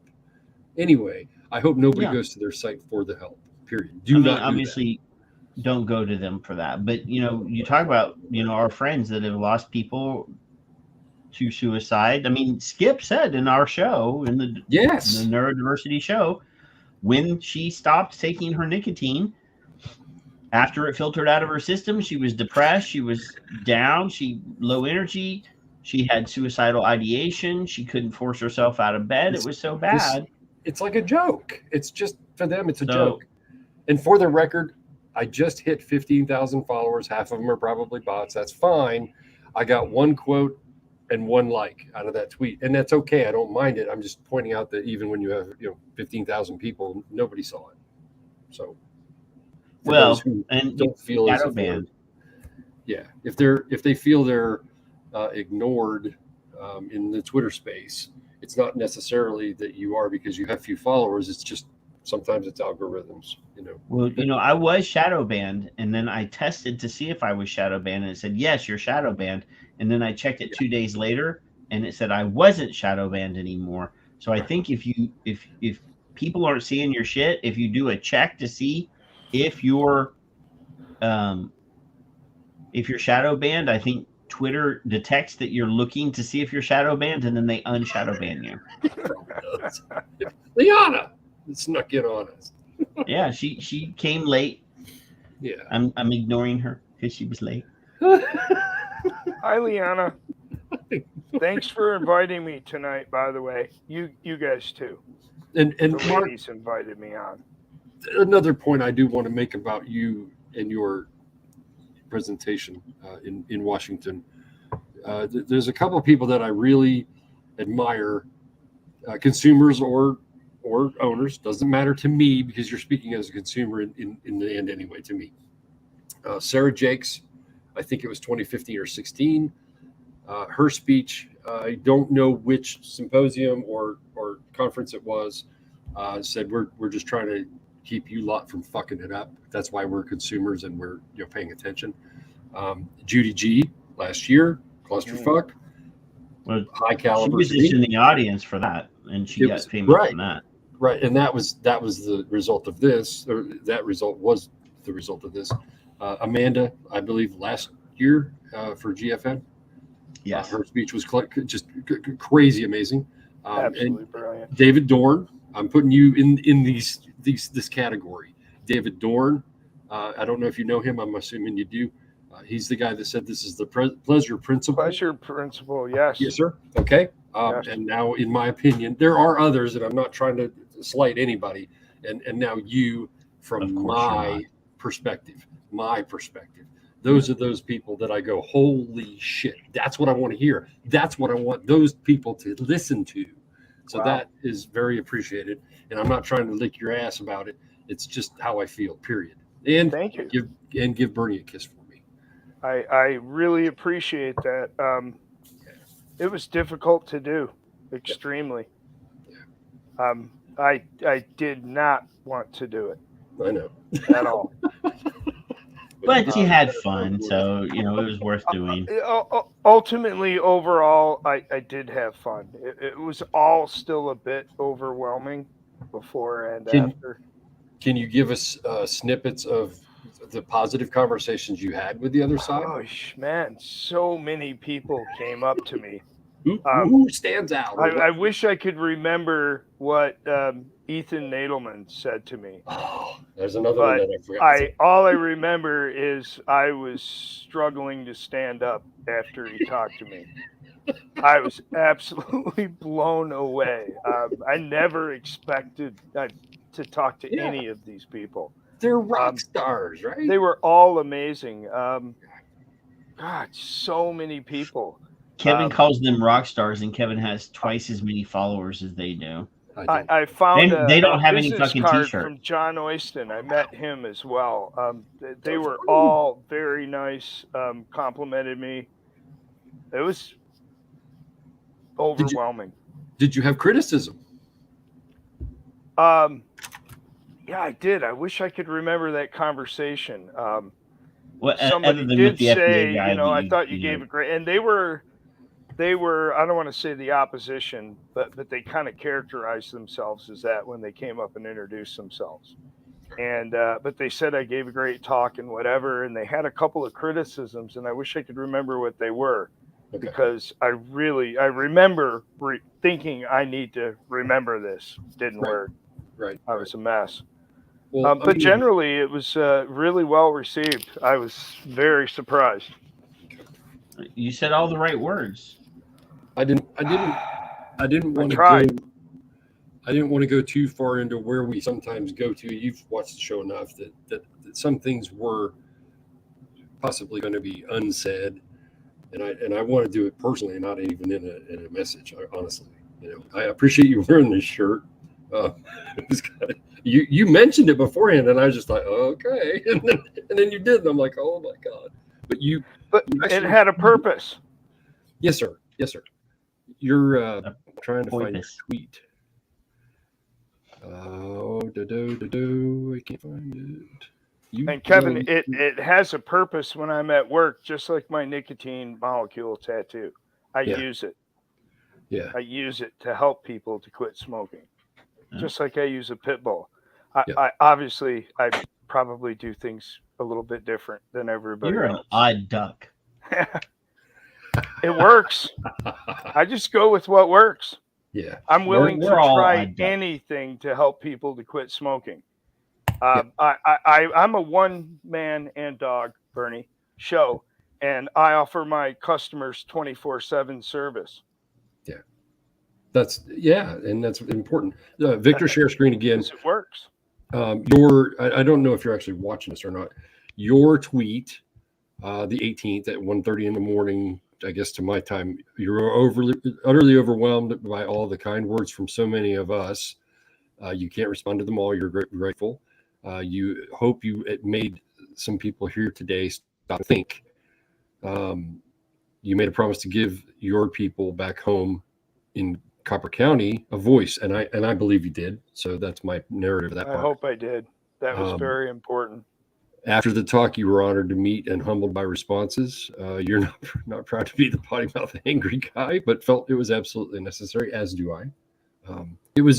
It wasn't through the whole thing. So I think it was, you're talking to adults. So really, come on, if you can't handle one little word, in all you do, then you go home. Everybody, that was there, in my opinion. That's what feelings are for. You also respect CPT folks for showing up, knowing they were going to take it on the chin. This was your first summit and conference. And this is a synopsis for everybody that's not paying attention and drinking your drinks. You don't have the words to do justice to what you feel Amanda has created with the summit, and you were blown away by her creation. and she's an angel, like you said earlier, and we're all in debt. So I will link that in the YouTube. I think it deserves a shitload more retweets than you probably have. But that's your synopsis of it. I wanted to hear it from you first, though, before I asked. When did I tweet that? The 18th.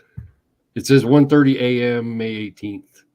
So it may have been, you're in Michigan, you're behind me somehow, but you're an hour or two behind, I think. But 18th was Wednesday. So it might have been the early night I morning. got home. Okay. After you gave Bernie a kiss, you probably got on the Twitters and did your Twittery thing. So Mallory wants to know, what is the one thing that you wish you did say but refrained from saying? Ugh, one thing. I did have to cut it short. I cut out quite a bit. I had to on the fly. I was out of time. Both Clive and I struggled with that, I guess. Well, Clive said his thing was 7 hours and he had to cut it down to 15 minutes or whatever. Yeah, I would have died, but I certainly have things I would have said for 7 hours myself. Yeah. No doubt about it. I don't know if there's any one thing. No, I don't. There's a few things. I wished I could have. One of the reasons that I wore Kevin's shirt, I definitely wanted to talk about the whole bot thing. Right. I definitely wanted to bring that up. And I couldn't. There were some pretty big points on a big section of my talk I had to cut out. I wanted to hit all of those and did not. I can't think of a single one off the top of my head. But we can have you come back and just deliver the entire presentation. So on video, without cutting out, without editing, if you wanted to. A news outlet did ask me after my talk out in the lobby. Asked me if I would provide them my entire talk to use as an op-ed. Good. Excellent. We'll see. Now, I'm sure it will have to be cut down. I will publish it in full on the blog. But I'm hoping that some of the things that I missed. You have everything written down, right? Op-ed. Yeah, I've got it. Yeah, I've got it all. I mean, you could just. So I actually rewrote my talk at lunch. I didn't really eat the whole time I was there. My stomach was rebelling. You did drink though, right? I did, on an empty stomach. I mean, I literally ate almost nothing. The most I ate, really. Well, I had a cheeseburger afterwards with Charles Gardner and some other folks, but. Prior to my talk, I ate almost nothing except the day before I was at a little function industry thing, and I had a few hors d'oeuvres, and that was about all I ate. We got in Kevin and, or I'm assuming Kevin and I, some Chinese media company reached out and wanted to know if we wanted to participate in an industry thing in China, I'm assuming. Just recently? As a part of this, they hit me up on the Hoover app, the app that we were using. I think I got the same message.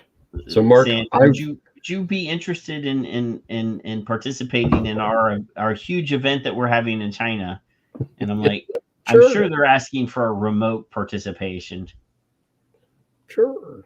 I've had Skip do. I don't speak Chinese. If I would prefer it be a major news outlet, like you said, in addition to, or if they don't, I will gladly. Bruni's done one, Skip's done one, Meg has done one. There's been 4 or 5 of them. Yeah, we have a website. I will right, and we can put it on ours or Mark Patrick's. I'll put it on my blog. I just paid for it. I know. I'll put it on the blog. My smartass comments above, not always.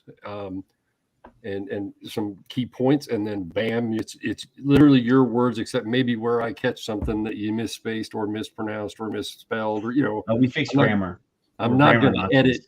I'm not going to edit your physical words. Normally, I would not ever reword you. Period. No matter what. You can add to it. Mark is a geologist. He's pretty smart. He went to school. I was going to say he doesn't have that many typos. He can outsmart me already, but yeah, that's all I do. That's literally what I would do on this. And any of you that want to do that still can. It's not an exception to anybody. It's anybody, literally. Or I'll say what you won't say, as an offer has always been. So yeah, you'd be welcome to my talk. Anybody is. Yeah, I'm cool with that. We can put the slides in order and put them where they're supposed to be. I hope they publish it. I really do. It would be nice. That's what I hope. I doubt it, but it could be nice. Mm. So one of the thing, obviously the whole FDA, the whole the anti people that were there, I'm sure everyone, the whole point was youth usage. From what I was able to garner, yep. Everything was youth usage. The usual suspects. So Leanna says that the only thing that she didn't hear, I did not hear about, was how you handle youth and ID checking kind of stuff. So I had a little bit in there, but I had to cut a lot of things out before I even ended up with the final talk. So no, I didn't. And I don't have much of a problem with it. The kids know. I mean, it's a small community. The kids know. They're probably not going to get anywhere in my shop. And in fact, a few years ago, I had a couple kids that tried and were upset because we wouldn't serve them. We ID'd them and they got upset. They went on and left bogus bad reviews. I took those reviews and published them and showed all my customers, put them on my Facebook page and made them look stupid. And I said, and if you don't like this, I know who your parents are. I'm going to call them. There you go. So that's always a bad thing. So I don't have much of a problem with it. No straw purchases. I'm assuming what a straw purchase is. Things happen. Several years ago, I had a kid we realized was making straw purchases, banned him from the shop. He went and started his own vape shop, which opened up when the schools let out. Wow. You could walk by the front of his shop and the skateboards would be lined up against the front of the building. I'm going to mute Kevin for a second because every time I tried to speak, he would interject. So I was going to say the worst place to show your ass is in the neighborhood that you are from. When I was a kid, if we had done something like that in our little neighborhood and everybody knows everybody, my mama would have been right on that. Oh yeah, let's shut them down. Now I unmuted you. It's worth noting that one of those two kids is now 21 and a customer. And the only reason I even recognized it is he was, from the first time he walked in the shop, he was overly polite. Overly polite. And he calls me sir. He's like my only customer that calls me sir. And you let him. I call everybody sir. Even kids younger than me, I call sir. I was raised in the South. We do that. Yeah, well, I usually shut that down pretty quick. I'm very. One of these days I'm going to be in Michigan. I'm going to come in. I'm going to play with Bernie, and I'm going to call you sir. Me too. Idea. And I'll be like, here's my Texas ID. It's not fake, sir. Sir. So here's the thing, though. We've been bitching and moaning for a while on our show about not that they need to actually punish kids that are using these products when they get caught. We've been saying that for a while. And kids don't generally get punished. In most states, there's language protecting them in most of the legislation. The Campaign for Tobacco-Free Kids and all these people that go around spending money in states to get, clean air bills passed and to get youth usage bills passed, specifically have in there language that protects the kid, and they only go after the seller. So ProPublica has put out a piece, and it says, the price kids pay. Schools and police punish students with costly tickets for minor misbehavior. Oh, that's horrible. So it says here, Illinois law bans schools from fining students. So public police are doing it for them, issuing thousands of tickets a year for truancy, vaping, fights, and other misconduct. Children are then thrown into a legal system designed for adults. So now there's an update from April 29th on this. It says, hours after the publication of this investigation on April 28th, the Illinois State Board of Education Superintendent Carmen Ayala urged school administrators across the state to stop working with police to ticket students, saying fines associated with the tickets hurt families and there's no evidence that they changed students' behavior. So I think that this is a sticky one because, yet kids don't need more exposure, potentially harmful exposure to law enforcement or incarceration. Well, no, but if we you have get to caught, teach them there are consequences to your actions, for your actions. So I mean, they have to learn that. They charge a kid $200. The penalty for skipping school is $200. So Sophia, a 14-year-old, looking at $175 in fines and fees after school security caught her with a vape pen. She's 14 years old at A, and it says that she sat on her mother's lap. I have a problem with that. You are infantilizing that child. No wonder the kid doesn't follow the rules. So I have no problem with kids being sent to go and provide community service. Exactly. I was going to say that. Exactly. Make them wear a damn orange, ugly, the glow, the vest, the safety vest that they wear when they're working on the side of the street picking up trash. Make them do something that's demeaning that they'll learn from. A $200 fine, that kid don't have $200. It's probably from mom's or dad's bank account. Yeah. The parents are being punished. The kids are not being punished. If I cost my mama $175 when I was a kid, I would never make that mistake again because I'd have got my ass beat. I'm sorry. I know that there's people that don't believe in capital or corporal punishment, but my parents beat the shit out of me when I did something wrong, and I learned. But yeah, make these teenage girls wear an ugly neon orange vest and make them pick up trash on the side of the street. They will learn. Well, I would say two things, food for thought. One, I don't like the idea of shaming kids. They have enough issues. But regardless, there's got to be something you can do to teach them that there are consequences. Right. And two, it is a nuanced situation that does not take into account, for instance, if you look at the small amount of kids regularly vaping, like Clive broke it down in his talk, right? Little line at the bottom. 1.7% according to that thing we read 9 earlier. of 10 of them are vaping because they were first tobacco users, so they're practicing harm reduction. We can't punish those kids for that. We can't. I don't know what the solution is. How you determine who should be punished and who shouldn't or whatever. But we got to be really careful about punishing kids for practicing harm reduction.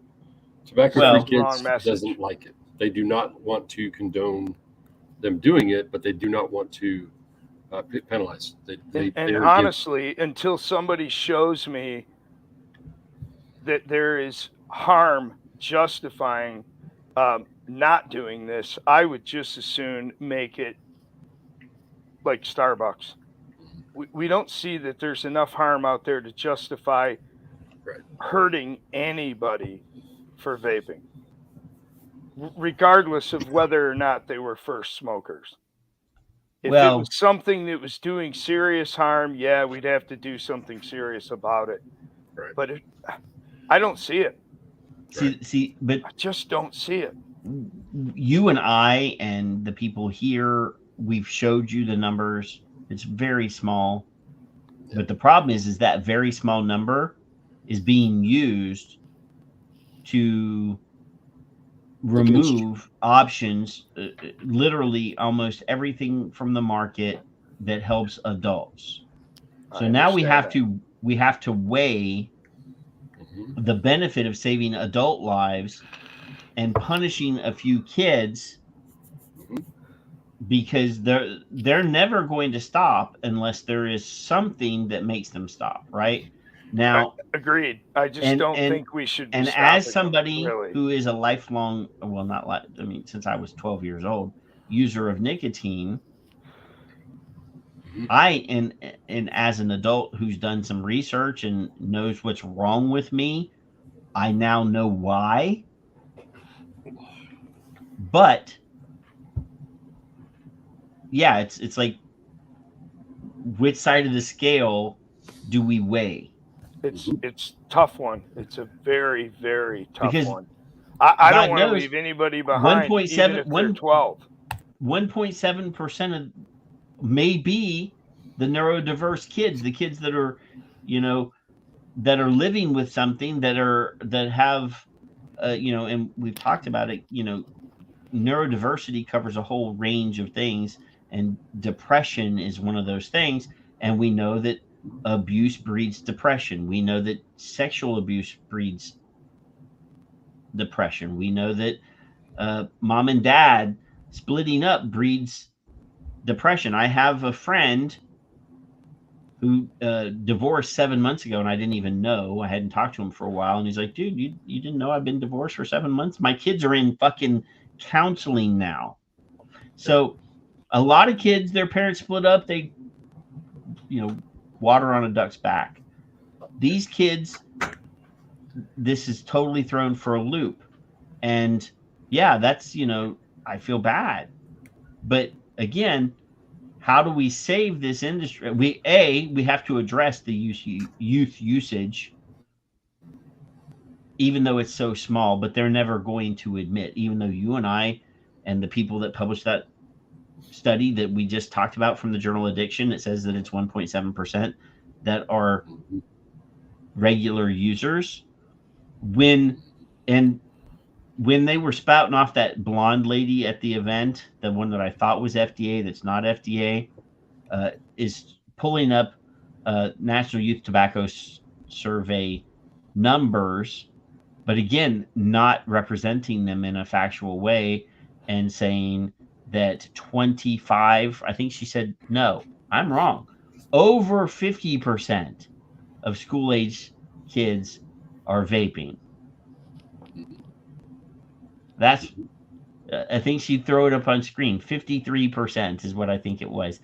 That takes a lot of balls after people like Clive have shown the truth.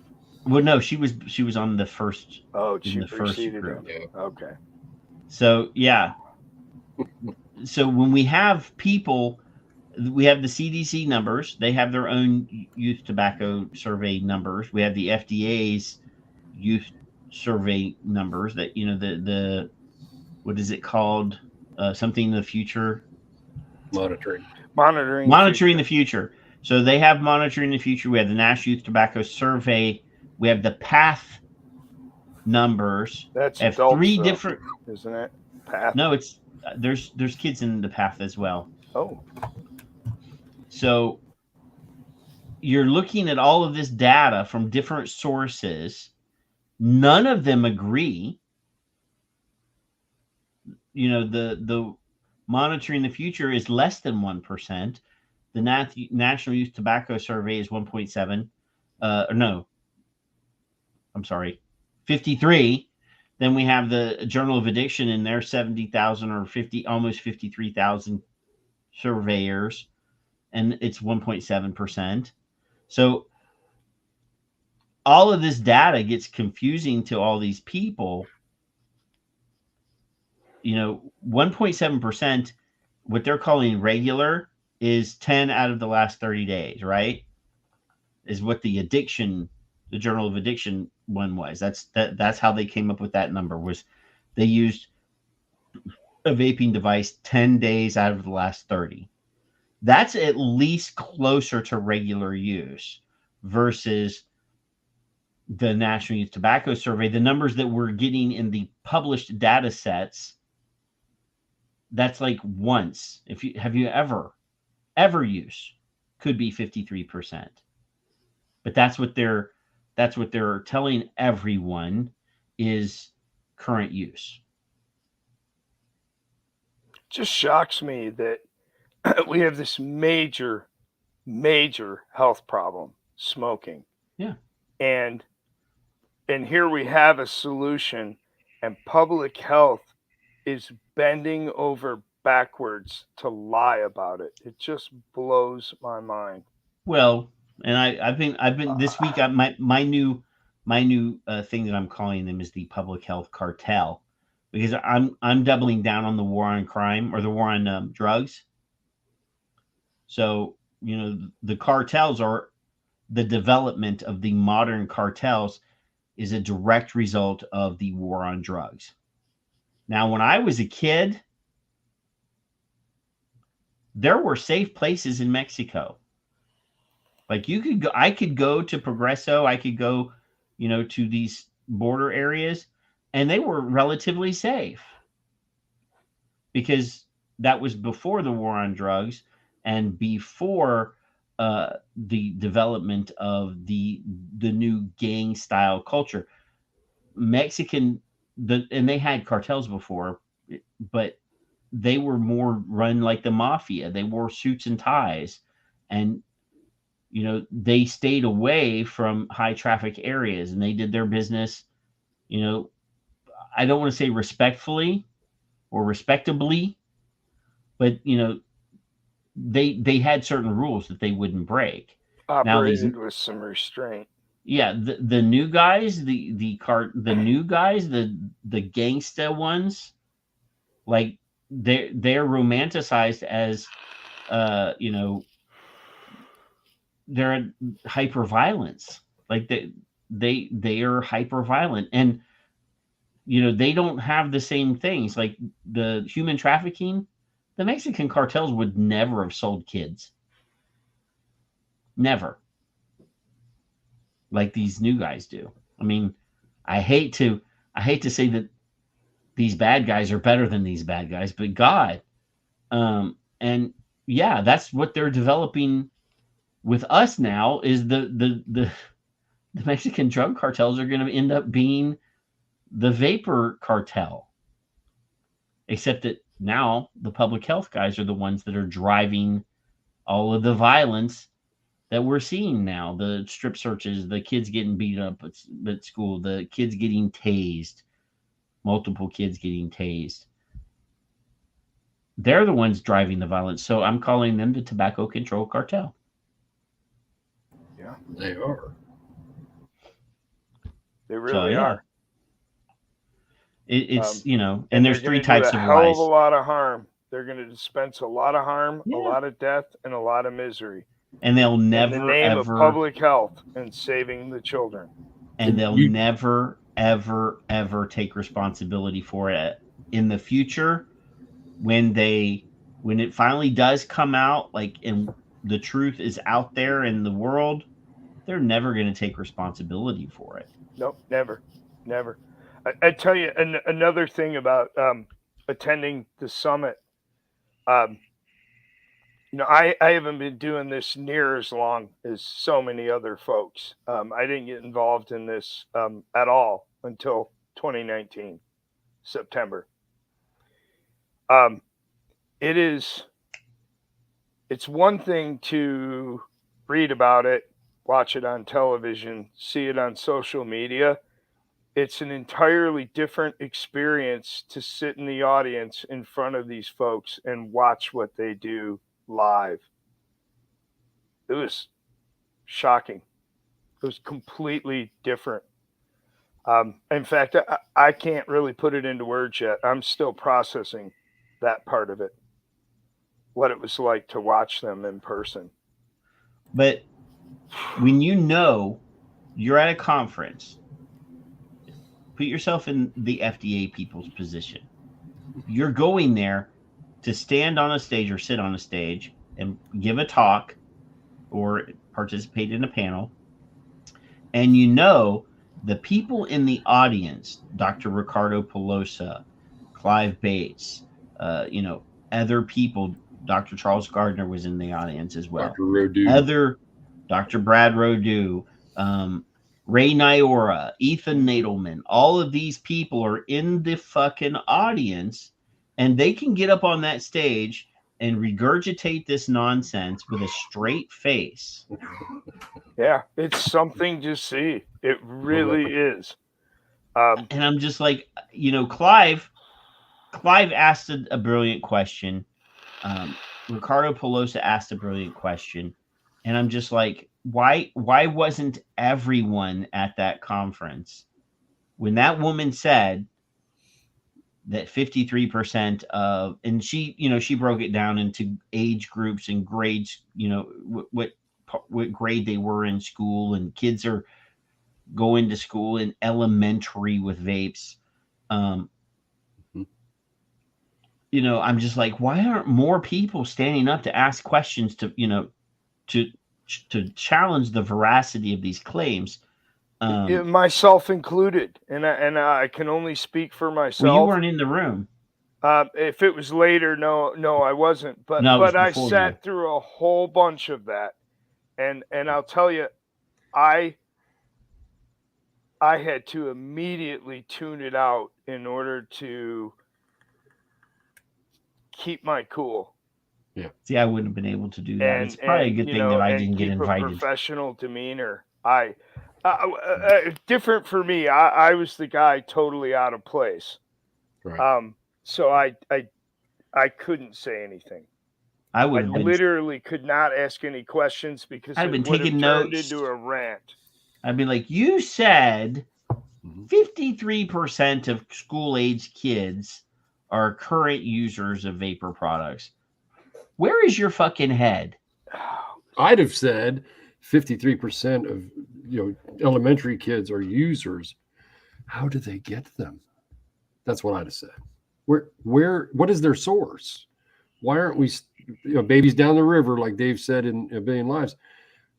What is the source? Why are they getting them? I don't think they care. How? I don't think they either. I don't think they do either, Dave.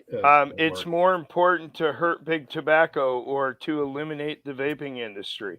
Yes. Yeah. I don't think they care at all.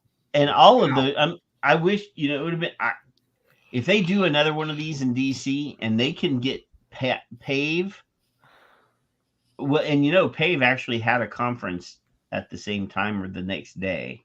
I think they're having one the 24th. I thought it was already I thought it was already done. Speaking of PAVE, I'm not going to show it on screen, but there is an actual fucking tweet that's on Twitter of the PAVE people praising Rodrigo Duterte of the Philippines. Yes. See, Glance is going now, there. That one. This is a guy. This is a guy who is the perfect example of the war on drugs. So he got on stage when he's no longer the president. He's been replaced by a Marcos, the son of Ferdinand Marcos, Bong Bong Marcos, who is very popular in the Philippines. It's amazing. But anyway, so he got on stage, Duterte got on stage and said when he was running for president that he's, because he was the mayor of Cebu City in the Philippines, which is a very big populous area. We had a military base there at one point. It's very big. And said that if you have people that use drugs in your neighborhood, it is your that it's your duty to clean up the streets in your neighborhood. And if you happen to kill a drug addict while you're protecting your home, your neighborhood is your home, that he will protect you. Yeah. And they had over 3,000 or 4,000 what they are calling extrajudicial killings. Now these are killings that they did not have a day in court. They did not have a trial. These were vigilante mobs killing people in their own neighborhoods for being drug users. Now, since there was no court, there was no trial, you could literally kill almost anyone and say they're drug users. Now, I know that there's a huge crystal meth problem in the Philippines. I mean, they call it ice, but there's a huge drug problem with crystal meth in the Philippines. But again, it wasn't let's go after the dealers, which they should be doing. This was drug users. Now, you and I and Kevin and everybody that we know that the vast majority of drug users have problems. They, they're neurodiverse. They have mental illness issues. They have problems. So you're allowing people to go out and kill people just because they have problems that you don't like. So, but Pave, I'm sorry, this all started. Pave actually has a tweet where they're actually praising him for his stance on vaping, because he came out and said that vaping is the same as smoking, and that he's going to prosecute those people the same as if they were smoking in places where they can't smoke or they're not supposed to smoke. I would love to be able to participate in the Stanton Glance Day on May 19th. Can you imagine a bunch of the PAVE conference? Karens are inviting a guy who wants to talk about penises and has had sexual, bullshit taken against him. Good for them. I actually have the video clip where he's talking about smelling people's underwear. I do have that. Engorged penises. I have that too, but yeah, where he's talking about people's underwear smelling, and I'm like, how did you come up with that scientifically? Did you ask a whole bunch of teenage boys that are smokers to give them your underwear? I mean, well, that's everything else aside, he is one creepy dude. Yeah. Have you ever? I mean, you've seen him, obviously. Yeah. You have you seen a picture of Stan? Oh, stuff. Also, somebody mentioned that GI disease can affect everything from your mouth to your anus if you're vaping. So just so you're aware. Well, I mean, technically it is all part of the digestive system. So don't vape. Your mouth is connected to that. But if you're having ass problems because of vaping, I think you're doing it wrong. That's what I would think. Mark concurs. Oh yeah. I'm just thinking I'm thinking you're inserting that the wrong. I mean, I know that there's people that like to do that. I've suggested that the researchers should start studying this that way. I have an ER friend nurse. I have an ER nurse friend who has some really wild stories about what people will put up there, including their heads. So a vaping device in somebody's house is not really as out there as some other things that I've heard about. So I'm just saying. And Yolanda says, let's not forget that many drug users are very successful people. There are people who use drugs that you would never know because addiction looks different. And there are people that use drugs that are not addicted. Yep. Yep. I know people that have been known to snort a line of cocaine and never do it again, or only do it, once a year. Yes, we should. True. And they don't seek out that experience over and over again. Whereas other people, they do it once and they have to do it all the time. So yeah. Addiction Caffeine's looks a different. drug. Yep. Yes, it is. And if it wasn't for caffeine and nicotine, I would be in prison for being a multiple murderer. Yeah. I will admit that fully. My temper does get the best of me at times. This is and that's what with nicotine. This is what I start off with, because I have to caffeine. put up with your ass every Friday night. Well, why are you looking at my ass? And then, well, I was making sure you weren't How? vaping on Because it. I'm sitting on it. I don't want you vaping from it. And then I have to go get a refiller too. And you have to. Look at Mark sipping sweet tea. Oh, it's not sweet tea. That's not sweet tea. He has a jar of wine. That's hillbilly right there, buddy. Good. Well, actually, I'm very hillbilly. All That's a of mason my or a ball jar. glasses are mason jars, big ones and small ones. That's all I've got. I wanted to know, Mark. I got the ones with handles though. The mason jars with handles. I have those. I couldn't find those. I wanted to ask you if you noticed. I think it was in the first, and I don't remember who. It was a lady, if I remember correctly. If you remember this word coming up during the conference, at least once, I heard it. I heard it. You know what? I did hear it because it caught my attention for a second, and it like half registered, and I stopped and went, louder.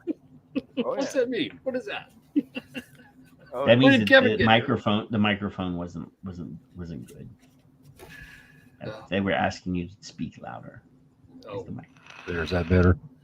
Anyway, Troop said something about hijacking. Well, he didn't say it that way, but hijacking a hashtag, and that made me think louder. And yeah, we haven't done that in a while, but True. I mean, on World No Tobacco Day. Yeah, on World No Tobacco Day, we tend to be very successful at hijacking hashtags, and on special days, we do. You know, if you think about everything we've done in this fight, it's pretty epic. Mind-boggling. It really is. All the things that we've done. If we collected all the man hours that all of us have done collectively, we couldn't. That it would be amazing at the number, the amount of effort that has been put in. That was just for you by so many people. I'm blown away by it. Yeah, I really am. I'm blown away. I'm humbled, and I'm motivated by everything I've seen people do in this space. Incredible. I'll tell you, Mark. Absolutely incredible. Tom says, what's happening to broadcast people? What I said to you earlier about being in a caliber of people, you are now part of that record, literally. I know you. I watched your. He was already on that list because he smacked the hell out of Gretchen. Yes, I've seen that testimony, and I refreshed my memory the other day after I watched this Tuesday, and I was like, yeah, it's the same general tone that you were having there. You mentioned that you were nervous there too. I get it. Yeah. I will speak. I've spoken in front of hundreds of people in my life, but at a time. But it's something that's a bravery thing, and it's a necessity. And you are part of that record that we're talking about. There's so many amazing people in this space that go unnoticed. That's why I retweet people that are, that have 6 followers, because they're just as important. They really, really are. They're perhaps more important. Well, and you're using your tool successfully, Kevin. I mean, the whole point is to amplify voices that are the little voices. When you have 100,000 followers and that other guy only has 7, it's your duty It is. to retweet that guy's words to your 1,700,000 million people that listen to Kevin. Yep.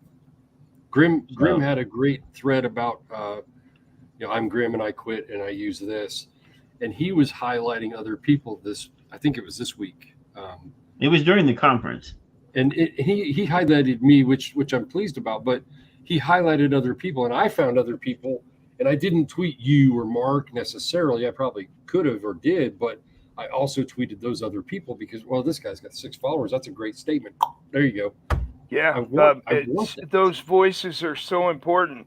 And isn't that what Clive put at the end of his talk? 12 of those voices. They are important. Look where they ended up. Yeah. Right? Exactly. Yeah. And people listen to Clive, I'm sure, especially those people in opposition. They have to. They know who he is now. Well, if they didn't know Clive before. I'm sure they know him. I would not want to have to go up against that guy. Speaking of Clive, Mark, I know that you might be tired, but we're going to take a moment and we're going to watch Clive talk. I can always watch him talk for a little bit, because some of you may not have watched it, but there are some moments that we'll play it and we'll pause it and laugh and enjoy the awesomeness that is Clive. God, he's brilliant. Because he's Clive. So I have the entire thing saved. So yeah, let's just watch it for a minute. Wow. Well said, Mark. Thought that was amazing. Absolutely amazing. Okay, so I've been asked to talk about why FDA regulation is such an almighty mess. Unfortunately, I only have 15 minutes, so I'm going to concentrate on 10 provocations to get the discussion going, get a sense. Now, he said a mess, but I think he should have used Judy G's clusterfuck there, but okay. Of why I think things aren't as they should be. No criticism of anyone present or absent, living or dead, is implied or expressed in this presentation. Yeah. First thing is the review process and what I call anti-proportionate regulation. I'm going to go through these very fast, so please excuse me. In theory, and we've seen Enjoy and FDA describing this process today, it all looks very neat, a nice progression from application to approval. But I think it works very differently to that. If you look at how this functions in practice, first of all, if you have a cigarette product, no problem. 3,000 cigarettes are on the market, largely unmolested by anything that FDA does. They sit out there and they are the bedrock of the tobacco market. Secondly, are you a small company with a modest turnover? Basically, forget it. Unless you have millions of dollars of turnover that can bear the regulatory costs, you're not going to play.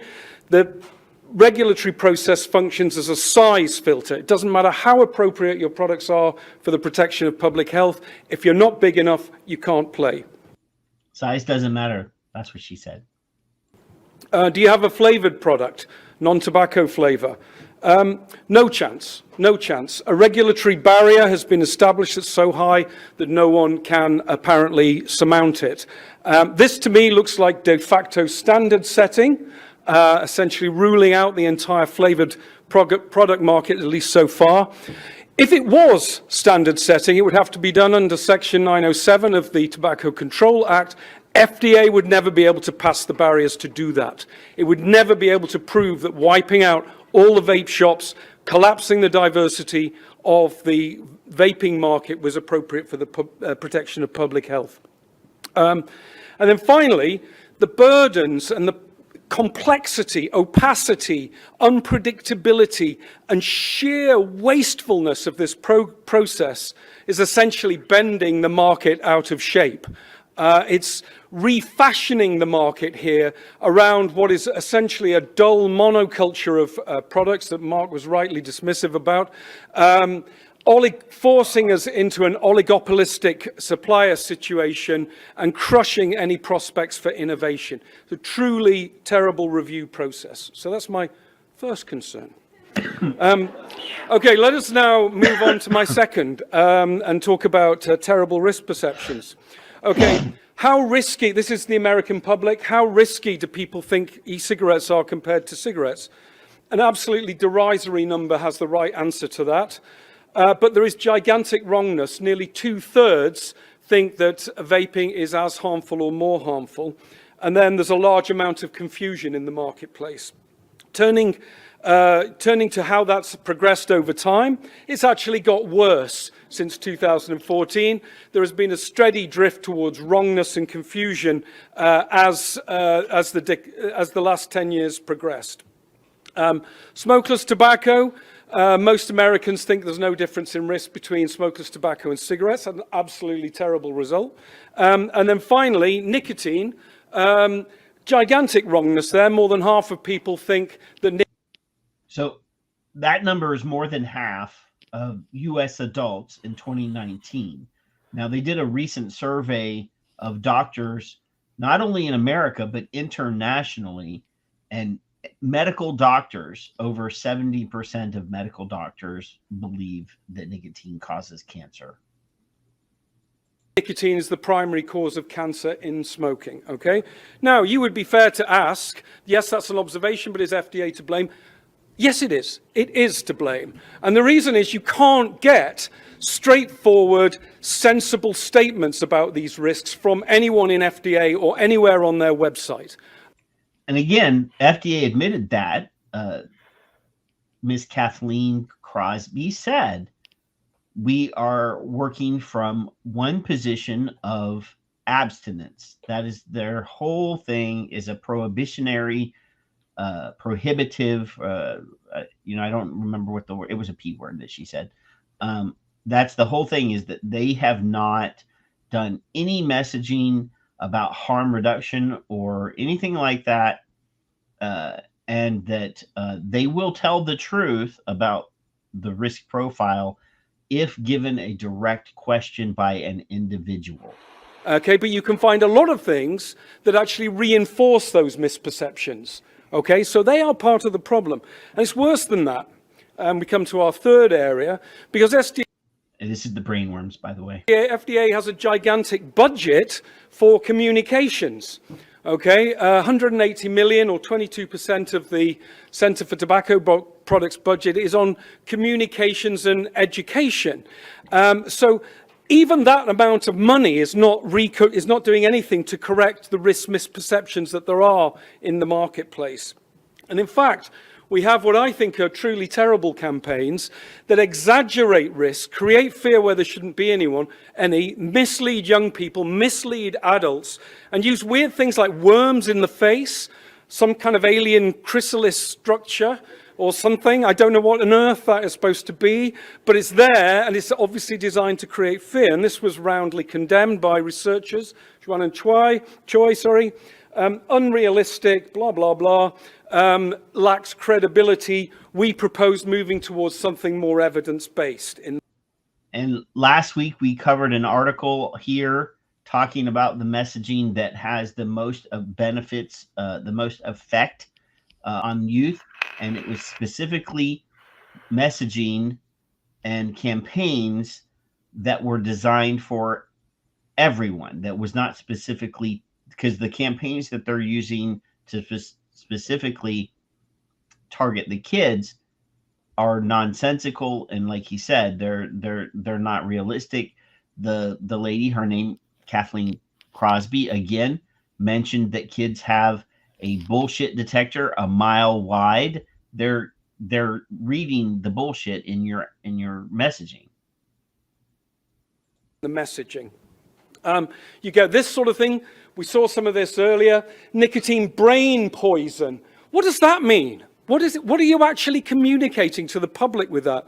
Well, the 15 presidents of the former presidents of the SRNT were a little bit sniffy about this in quite coded language, essentially saying, well, we haven't found these problems turning up in adults. And by the way, it's an interesting subject that deserves more study. In other words, there's nothing too conclusive about it. So the science base for some of this stuff is extremely thin. Okay, let me move on to the next area, what I call the distorted research agenda. Now, I don't know if you were surprised, but I was. 43% of FDA's, the CTP's budget goes into science, okay? So it's channeled through National Institutes of Health, comes out in universities and research institutions. Before I go on to the sort of punchline with this, I think it's a really terrible way of funding science. To put it through a regulator creates weird conflicts of interest. It creates weird incentives in the science community to find problems for regulators to address. I don't think it's how you should do it. But when the money gets to the NIH, it ends up being spent in a kind of unsatisfactory way. And this is the Tobacco Control Research Branch at the National Cancer Institute. You probably can't read it, so I've blown it up. The mission here, and I've highlighted the offending text, in order to create a world free of tobacco, and this is the purpose, the mission, and related cancer and suffering. It doesn't start with the cancer and suffering and ask an open question about how we address that. It starts with an endpoint, the tobacco-free society, which in practice nowadays means a nicotine-free society, okay? So there's a war on drugs, prohibitionist kind of mindset sitting behind this that is hostile to the concept of tobacco harm reduction. Let me go on to my fifth thing. A little bit more depth on this one, misunderstanding youth. I feel very strongly about this, so stand by. So this is the profile of the youth vaping epidemic, past 30-day vaping amongst high school students. It peaked in 1919 and built from 2000. He meant 2019, not 1919. 2017 to 1919 with a gigantic moral panic, which I think has been the primary driver of policy on vaping ever since. A moral panic, not science, not economics, not policy, a moral panic. It didn't subside when vaping fell away again in the last 2 years. It's still there and it's still driving, and it's powered by money from entities like the Bloomberg complex. But anyway, cooler heads say we should look at these numbers in a very different way. And this is work many of you will be familiar with, work done by Andrea Vallanti, Alison Glasser, and so on. And basically what they say is you can't understand this youth vaping epidemic unless you segment the numbers by the frequency of vaping and the propensity to use tobacco. Otherwise, you're just trotting out kind of propaganda points. Okay, so let's do that. Let's do some of what Alison Glasser, Andrea Vallanti, and co have recommended. First of all, frequent use is a much smaller share of the total amount of vaping, okay? Now, in 2019, that's when it peaked. He has that at 27%. And that's using the National Youth Tobacco Survey, right? So that chick that said that 53% of kids today are vaping, when even the National Youth Tobacco Survey shows it at about 10% in 2021. Where's that other 43% coming from? But yeah, I mean, Clive, the frequent uses, that's what we need to be looking at. And this is, if anything, this is the problematic use. If anything, we'll come back to that in a minute. The rest of it is a kind of froth, which, you know, is kids messing around at parties. It goes up, it goes down, it's a fad, whatever. So we're already talking about a very significant exaggeration of the issue. But let's take the full breakdown at the peak of this youth vaping epidemic. You cut it into those 4 segments, segmenting by frequency and by prior tobacco use, and you get this. You find that the frequent use is a very, amongst non-users of tobacco, prior non-users of tobacco, is a very small share, okay? It's a very small share, and I don't have the data to show here, but an even smaller share of them show any signs of dependence, and that's back to the work that Martin Jarvis and friends did on this. So we're not seeing a really serious epidemic here. We're seeing something different when you look at the numbers in a different way. But look at this here. Most of the frequent vapors were prior tobacco users. It's possible that for them, this was advantageous. This was a benefit to them. because it was a diversion away from smoking, stopped them emerging from adolescence as smokers.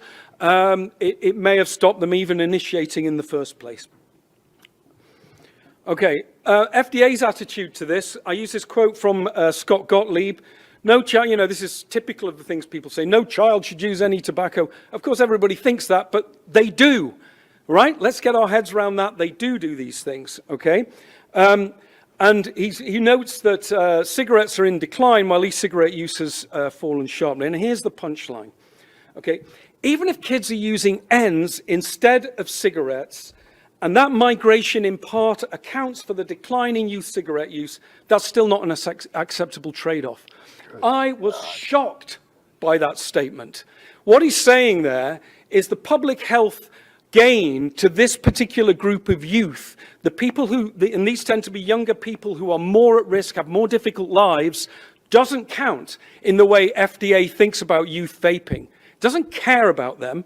And the reason is, I think it's obsessed with these kind of synthetic, politically fabricated kids that are there for campaigning purposes, rather than these who are the actual at-risk kids who live tough lives, are likely to smoke, substance use, mental health problems, all the other stuff that we heard about earlier. And those are the kids we should care about because those are the ones that are at risk. Right, oh, next one, flavors. I need to hurry up a bit, sorry. So, first of all, let's get this clear. This is a flavored marketplace. These are flavored products. Tobacco and menthol are just one flavor. You could choose any flavor at random and say, well, that's the one that's acceptable and everything else is unacceptable. That's basically what's happened here. If you really wanted to make the products unacceptable to people, just say you can only have rancid meat flavor. No one will like them. You won't get any teen vaping. You won't get anything. So it's ridiculous to pick on tobacco flavor in some sort of isolation, if it has some sort of special status. But I want to point out a couple of things. Flavors are not necessary to get kids using tobacco. For most of the past, this is 30 to 40% of people were using cigarettes. Okay, they didn't need flavors. In different countries, there are widespread availability of flavors. This is the UK. Minimal vaping. So flavors can't be the thing that drives teenage vaping, the only thing at least. Secondly, FDA draws heavily on statements that are, like, I like to use products because, and this study is frequently cited, use products because they come in flavors I like, okay? But the kids in that also answered many other questions, and there are many other surveys in which kids give a lot of different reasons for using vaping products. So I'm going to pause here because the first one that he said was, I use blank because they come with flavors I like, and it was 81.5% with a margin for error of 77.9 to 85%, right? So if you go down to the first arrow, I use blank because they might be less harmful to me than cigarettes. 79.1%, which is fairly damn close. And then you if you add in the margin for error, it's 75.2 to 83%.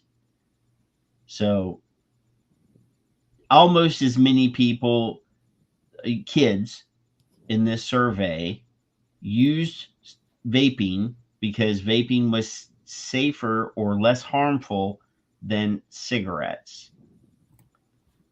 Kathy said kids are smart. So if you, the next one, I use vaping because they might be less harmful to people around me than cigarettes, 78%. Then 58% said that they use because they don't smell, and 59.5% said because they help people to quit smoking cigarettes. more than half of the kids that they surveyed said that they use it because it could help them quit smoking. 80%, 79.1% said because they're less harmful. And yes, about 80%, somewhere in that margin of error, because they come in flavors. So really, if you weighted those, if you just said, because they're less harmful to me and they're less harmful to the people around me, and they come in flavors are almost the same percentages. Pretty damn close. I just wanted to point that out. Oh, I just screwed that up. Let's move the mouse back. Or we're gonna, there we go. Products. We also need to understand not just what they say, but what's going on under the surface. And what's going on under the surface is much more complicated. So this is a survey of the things that drive smoking behavior. 98 conceptually different potential predictors were found for smoking, and they're deeper things about the individual, about their genetics, about what's going on in their head. And that's my point. Smoking and vaping are determined by what's going on in people's head, what's going on in their psyche, not by what's going on in the device they happen to be holding in their hand. It's a trivial way of understanding or misunderstanding the problem. So you ban flavors, you hope that kids will just simply not vape.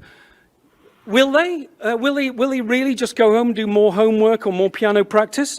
Unlikely, because here is the range of responses they can have to a flavor ban. I'm not going to read them all out, but they are access the black market, mix your own, there's all manner of things that people can do. Right. And then if you're still not convinced, why not actually ask the kids themselves? And these are a couple of studies where kids have been asked what happens when flavors are banned. And they're young adults and adults. They would go back to smoking, okay? Some reason that never actually finds it into the decision making. I need to hurry up because I'm way behind. Confused about nicotine. This is the whole obsession with very low nicotine. Now, this is my most favoritist part.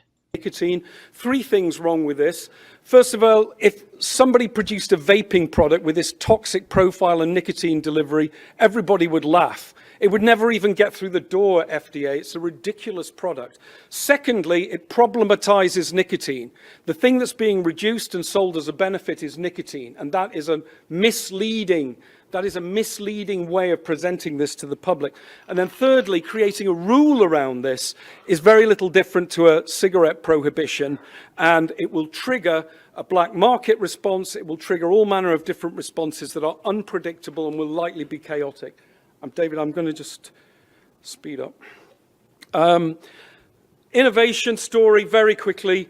We need to understand this as a technology evolution. It's a transition from combustion to non-combustion in the formation of an inhalable aerosol. It's comparable to electric vehicles or renewables, okay? And we need to approach it as if it's innovation. And I'm not going to dwell on this, but Shenzhen in China has evolved a sophisticated innovation system, an ecosystem of producers and suppliers focused on meeting the needs of the consumers and driving that innovation forward. In the United States, it's very different. Everybody's preoccupied with meeting the needs of these incredibly intensive, large-scale, and frankly irrelevant demands from the regulator. Okay, they're not focused on the consumer or not focused on innovation, anti-innovation environment. Right, finally, a couple more. This is very quick, cheap shot really. FDA has received in user fees, that graph's not completely accurately drawn, but received in user fees 7 billion since it was formed. What has the public received from that? Maybe we can get onto this in the panel. What are the concrete public health benefits that arise from that $7 billion of expenditure? Of course, I quoted what I thought would give me the answer to that, which is Mitch Zeller's parting speech. There's nothing in there. There's nothing in there that suggests there is a benefit to all of this to the public. It's stuff like I expanded the size of the office, we did lots of compliance work, we did good communication, but nothing that looks like it lands as a public health benefit.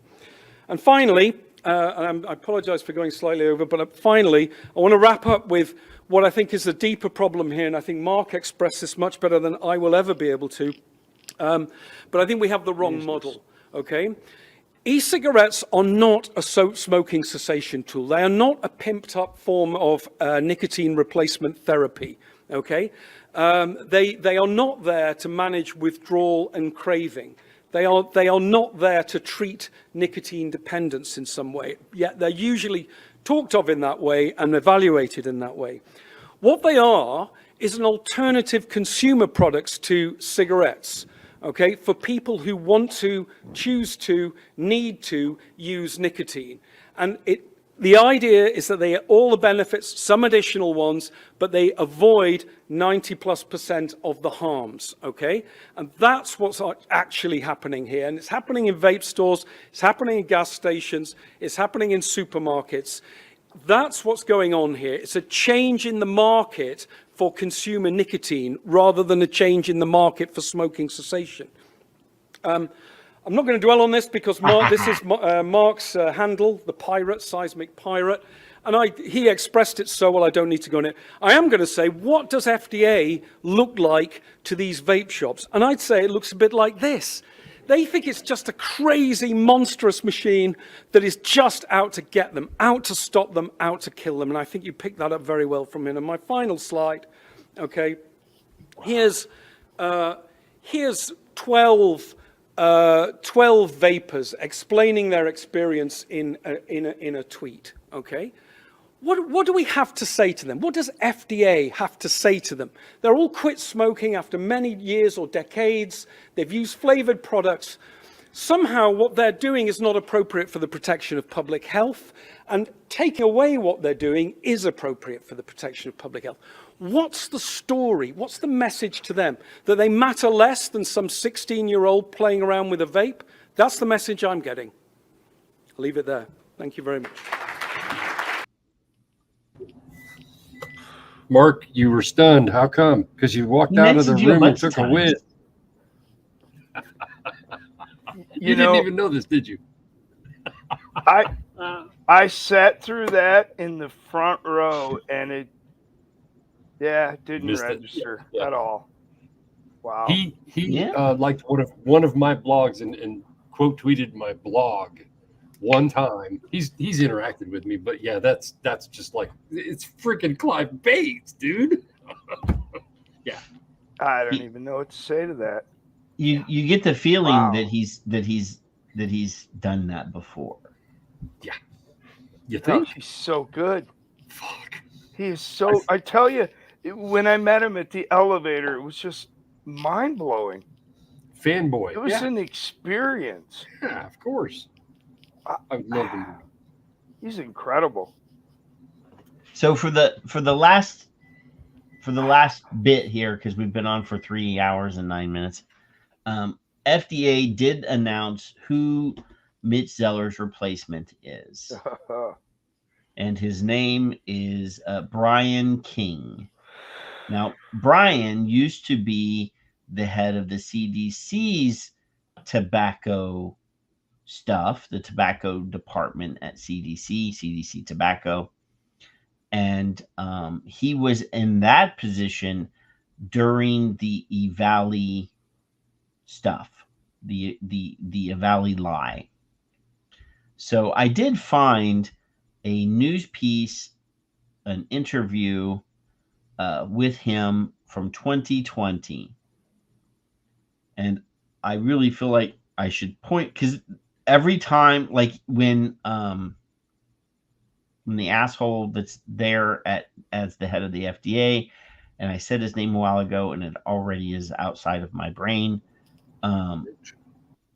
No, not Mitch. The guy that's head of FDA now. Califf. Yes, Robert Califf. So when Califf was confirmed as the head of the FDA, there were vapor people that were like, oh, well, let's give him a chance. And I had to immediately say, well, when he had that job, he had the same job during Obama's president, when Obama was president, he was not our friend. So I don't think that he's going to be our friend now. And if you look at stuff that he wrote after he left FDA about vaping, still the same nonsense. So I fully expect that Brian King is going to be the same. But yes, he did a piece, and this is in the New England Journal of Medicine. So this is a respectable, or at least a respected outlet. And it says, EVALI and the youth vaping epidemics, implications for public health.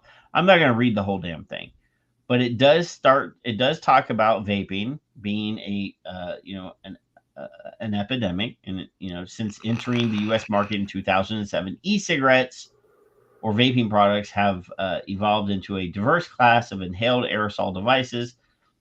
Earlier generation of these products were disposable, resembled conventional cigarettes in shape, and they're still available. Here's one right here. It's not horrible, but it's not great either. New generations are rechargeable, don't resemble conventional cigarettes, and can be used to deliver various substances, including nicotine and THC. Now, let's be completely clear. Your regular vaping tobacco, your nicotine vaping device cannot be used to deliver THC. It's all in the word. Your atomizer that's attached to your device cannot be used to deliver THC. Can't. You can drop THC oil in here and it will cloud up and it will kill your coil instantaneously. It's not usable. This is water-soluble chemistry that we're using. Vaping THC is oil-based chemistry, completely different. You cannot mix. I don't know where these guys continue to pull this nonsense, but you still hear it today. So the U.S. markets for both nicotine and THC-containing vaping products have dramatically expanded. Recently, there has been an unprecedented increase in the use of nicotine-containing products by young people. Simultaneously, an increasing number of U.S. states have legalized marijuana use, a shift that coincided with changes in the public perception of risk and the availability of a wide variety of products containing THC or CBD. As the product landscape has evolved, there has been a debate about the impact of vaping products on public health. Though some nicotine-containing device or products may help facilitate smoking cessation and could reduce risk for adult smokers if used as a complete substitute for conventional cigarettes, there is cause for concern about the use of these products by young people. It is also critical to understand the implications of changing patterns of marijuana usage, including the growing use of THC-containing vaping products, especially in light of the higher potency of such products as compared to those of past decades. The impact of these trends on public health have received minimal research attention to date. That's a bullshit, bald-faced fucking lie. In 2020, I had probably 300,000 pages of science. I have an entire hard drive, almost a full terabyte of data on my computer right now. And in 2020, I probably had 750 gigs of data. So you cannot tell me that in 2020, when he wrote this nonsense, that there was not a lot of data on vaping. Obviously,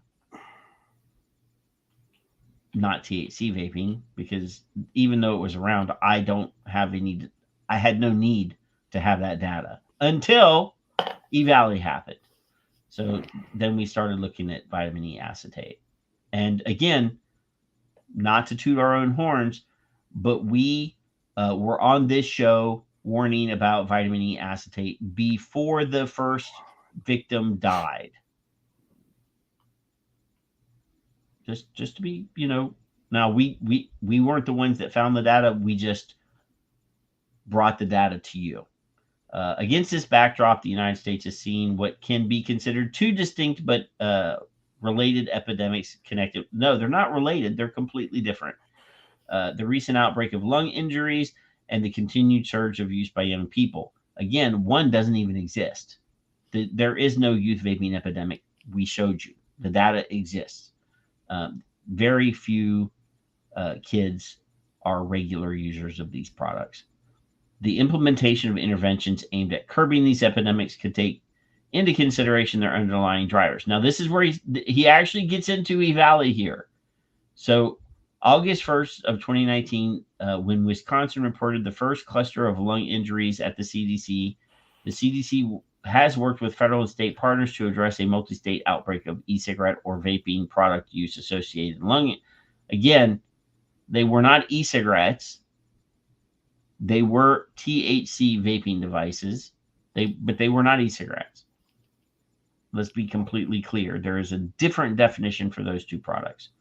As of January 7th of 2020, a total of 2,602 cases of EVALI had been reported to the CDC from 50 states, the District of Columbia, Puerto Rico, and the U.S. Virgin Islands, and 57 people died.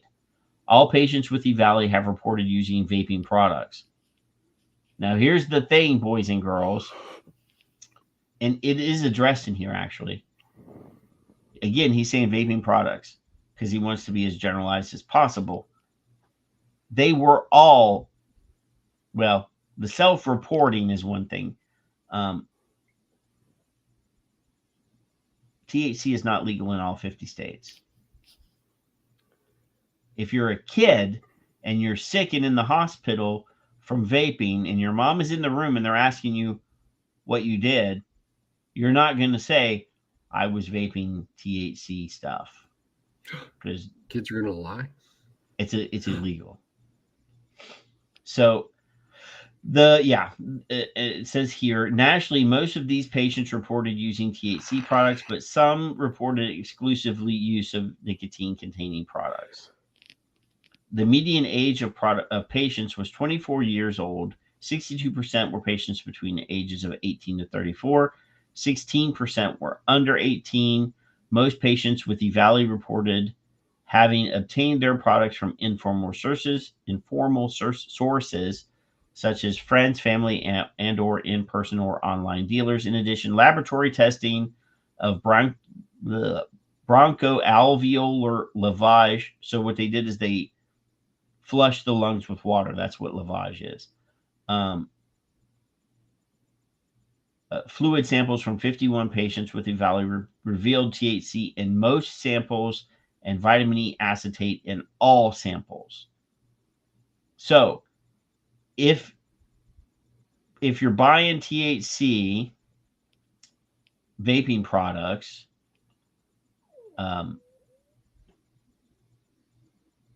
there is no reason why there would be vitamin E acetate oil in any vaping, any nicotine vaping products, because again, water soluble chemistry versus oil based chemistry.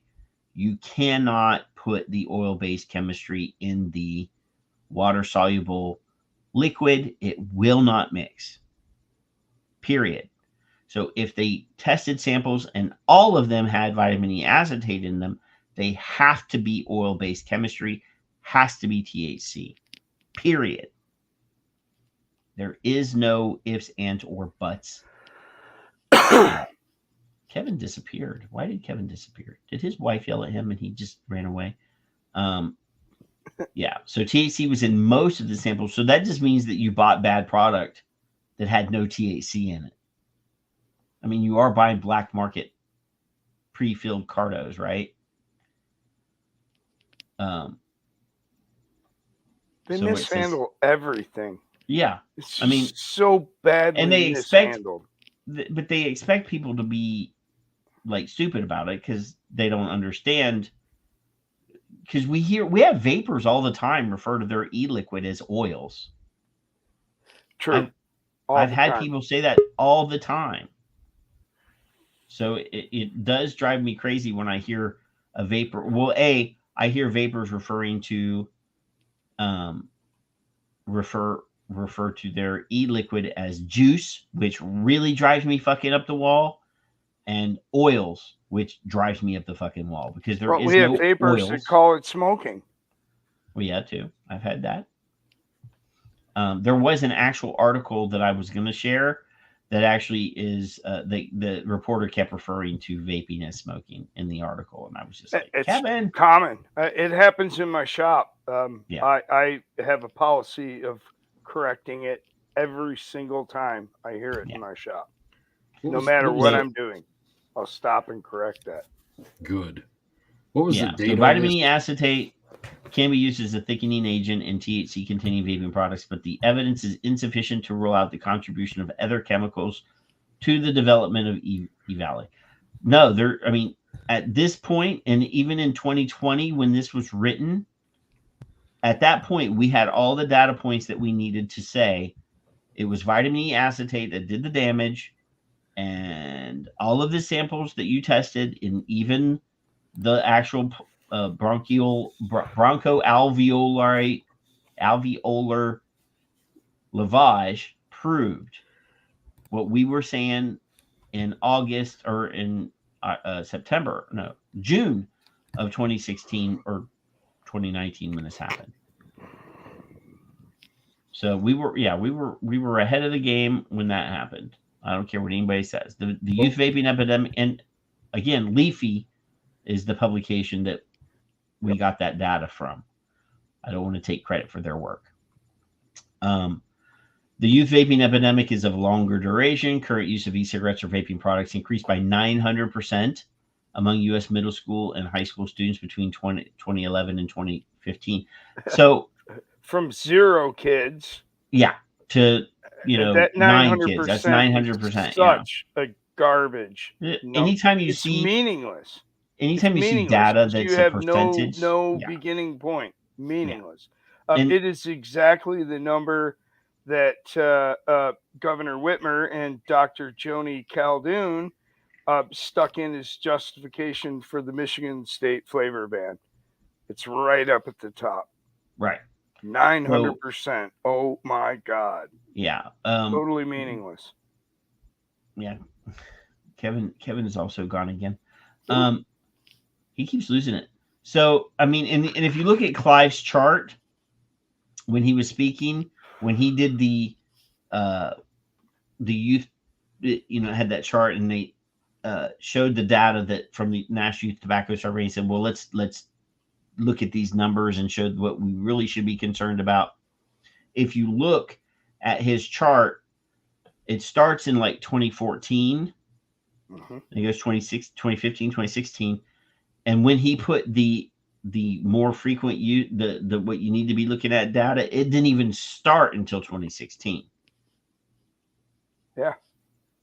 So, yeah, I mean, looking at data points like this is ridiculous. But I'm not going to read this whole thing. I just wanted to get to the E-Valley part just to point out that this guy had the information, knew the information, and still doubled down on the youth vaping epidemic down here.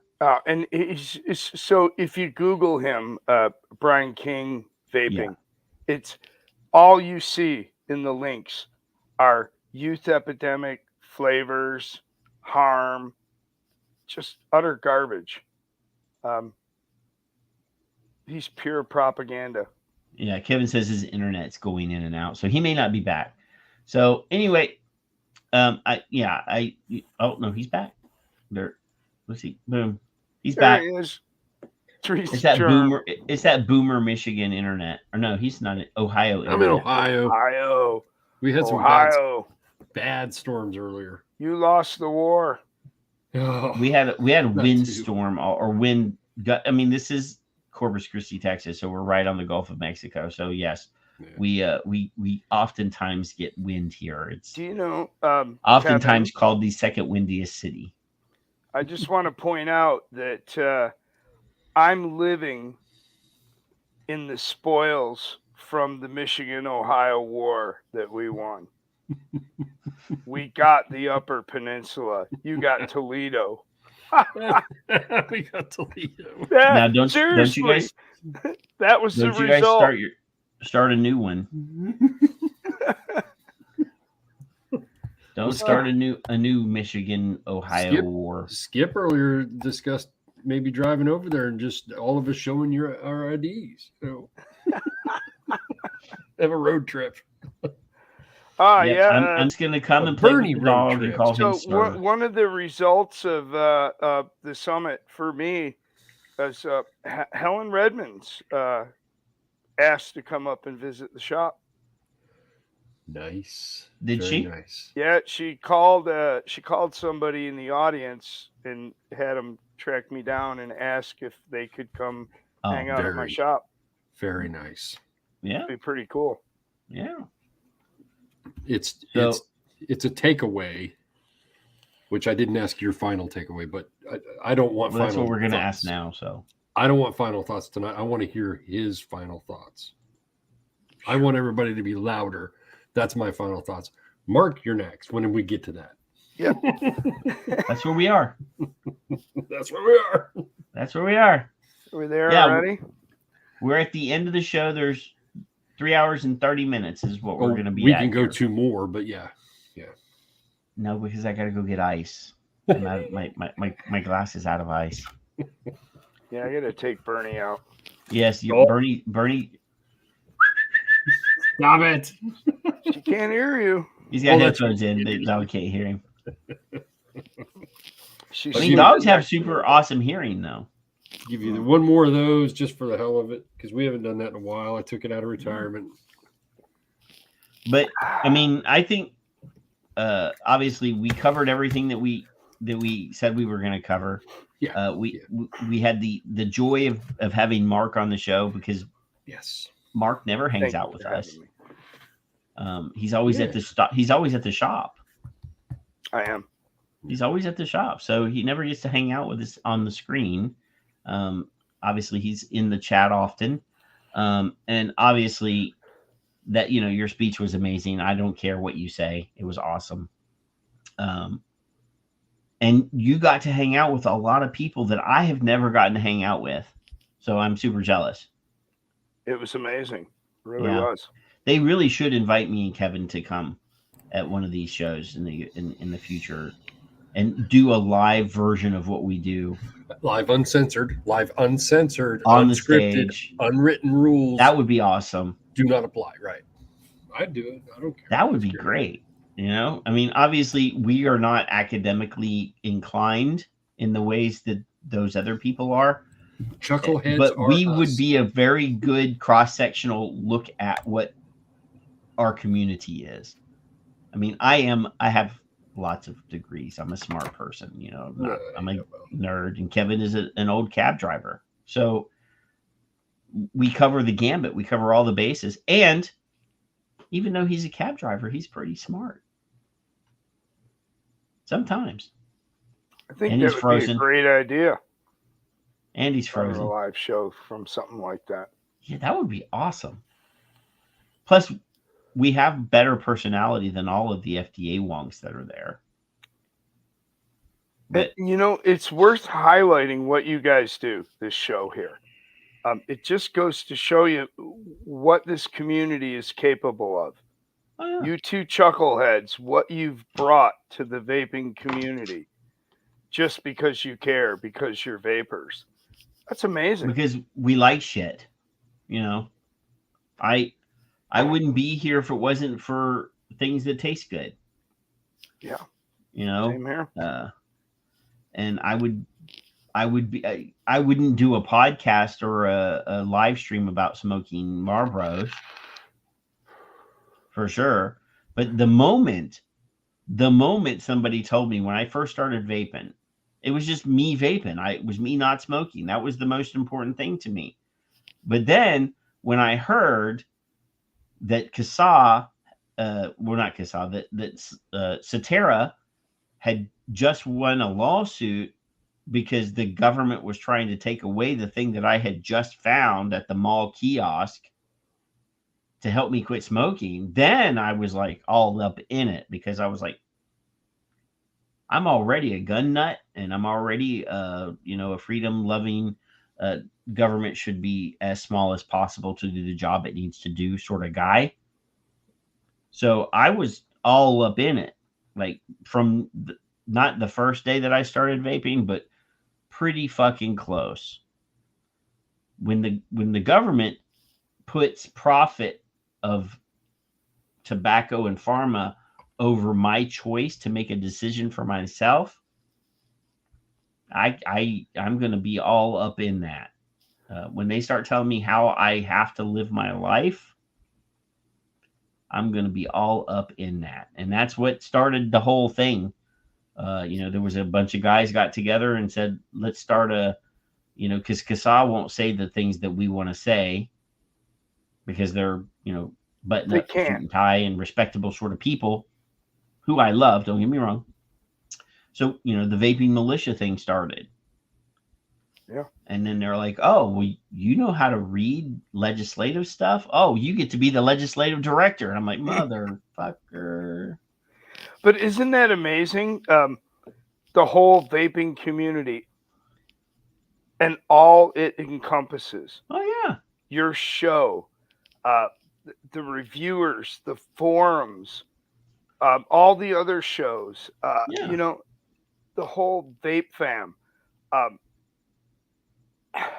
Look at you know what? You know what? There's no patch fam. No. There's no Chantrix fam. No. There's no groups. None of that. Nicotrol? No, they don't There's have no Nicotrol communities. No communities. No. But if you think about it, Mark, look at just like that section of video that I used for the intro. You're naming off all of the different demographics and ages of your clientele. Some of them are truck drivers. Some of them are doctors and nurses. Some of them are street sweepers. Some of them are teachers. We cover the entire gambit because cigarettes didn't care what you did. No. And who you were. Some people, regardless of everything external, their lifestyles, everything, they're just predisposed to nicotine. It catches everybody. Yeah. You name it. I could have, in fact, I did. That list was much longer. I had my police chief on there and all sorts of people. I have a guy who flies an airplane to my shop. That's pretty cool. Does he land right in front on the street? 500 miles he drives. No, he lands at the airport about 20 miles north of me. But the truck drivers, I'm in a downtown, one-way, two-lane street. Yeah. I have truck drivers who pull up in front of my shop and block one of those two lanes with their semi and come in. Jump in. I need coils. Yeah. Yeah. It's a regular thing. They pull up as they're pulling into my community because we're pretty remote.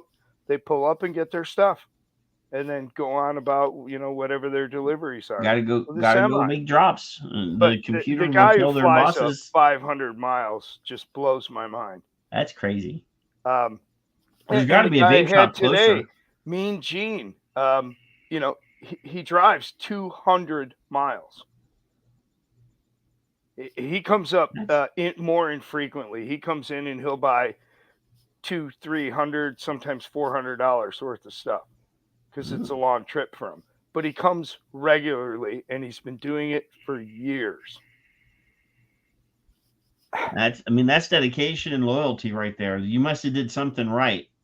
Because there are vape shops closer than 200 miles, I'm sure. Well, there kind of didn't used to be, and he has a tie to, or he used to have a tie to this area. But the links that people will go to, why is that? Because it works. Yeah. There are no patch communities. There's nobody driving or flying an airplane 500 miles to get patches. Well, there's I will say that there's no Chantix community unless you're talking about the community of people that are suing because of Chantix. All right. Maybe they do make communities, but not the right type. People that have lost loved ones because of Chantix or that committed, heinous crimes while they were under the influence of Chantix. Rough stuff. Yeah. I knew what to expect. Or I should say I was prepared for it because I've had to take malaria prophylactics for decades, and they have the same effects. And they're horrific. I mean, thank my lucky stars, I recognized what was going on thanks to my malaria stuff and was able to stop immediately. When you wake up in the middle of the night and your hands are around somebody's throat, that'll open your eyes up to what's happening. But all right, Mark, just say nice things about your experience to tell everybody how awesome the thing was, and then I'll say goodnight, and then everybody can go to bed. Well, and it really was. It was amazing. I would recommend anybody, if you can go to any one of these. I'm sure they're all the same.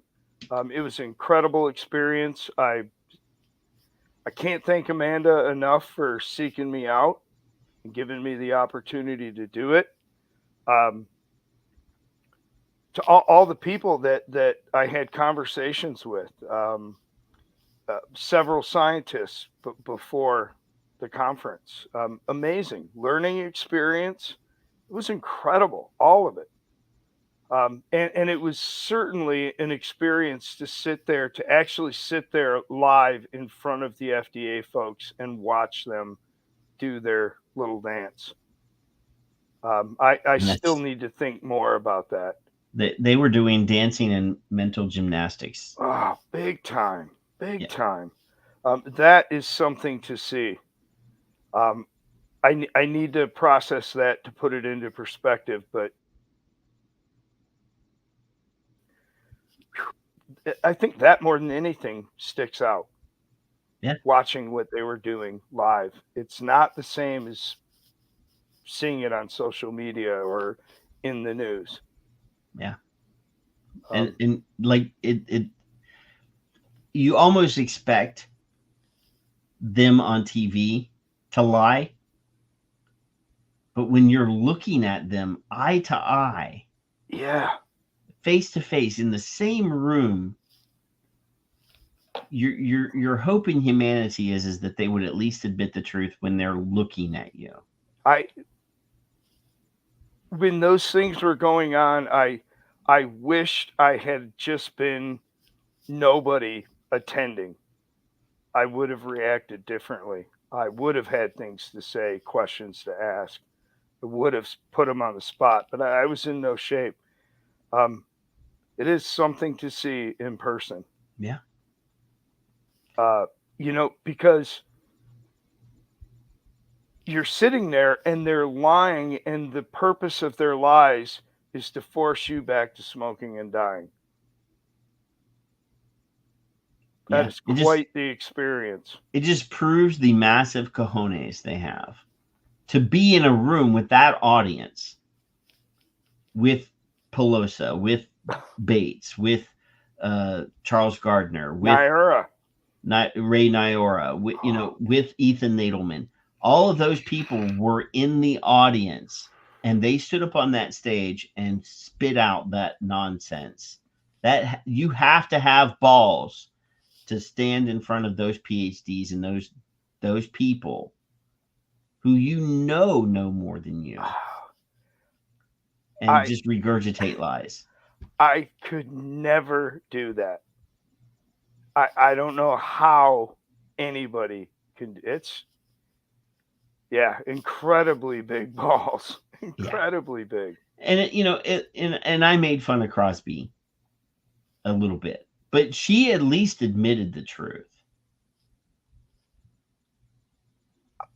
I wonder about that. I wonder, even though she gaslighted, did she realize, I'm standing on the stage saying I'm lying to the public, and I will lie. Oh no, she didn't realize that. She didn't know how nuanced the language that she should have used versus what she actually used should have been.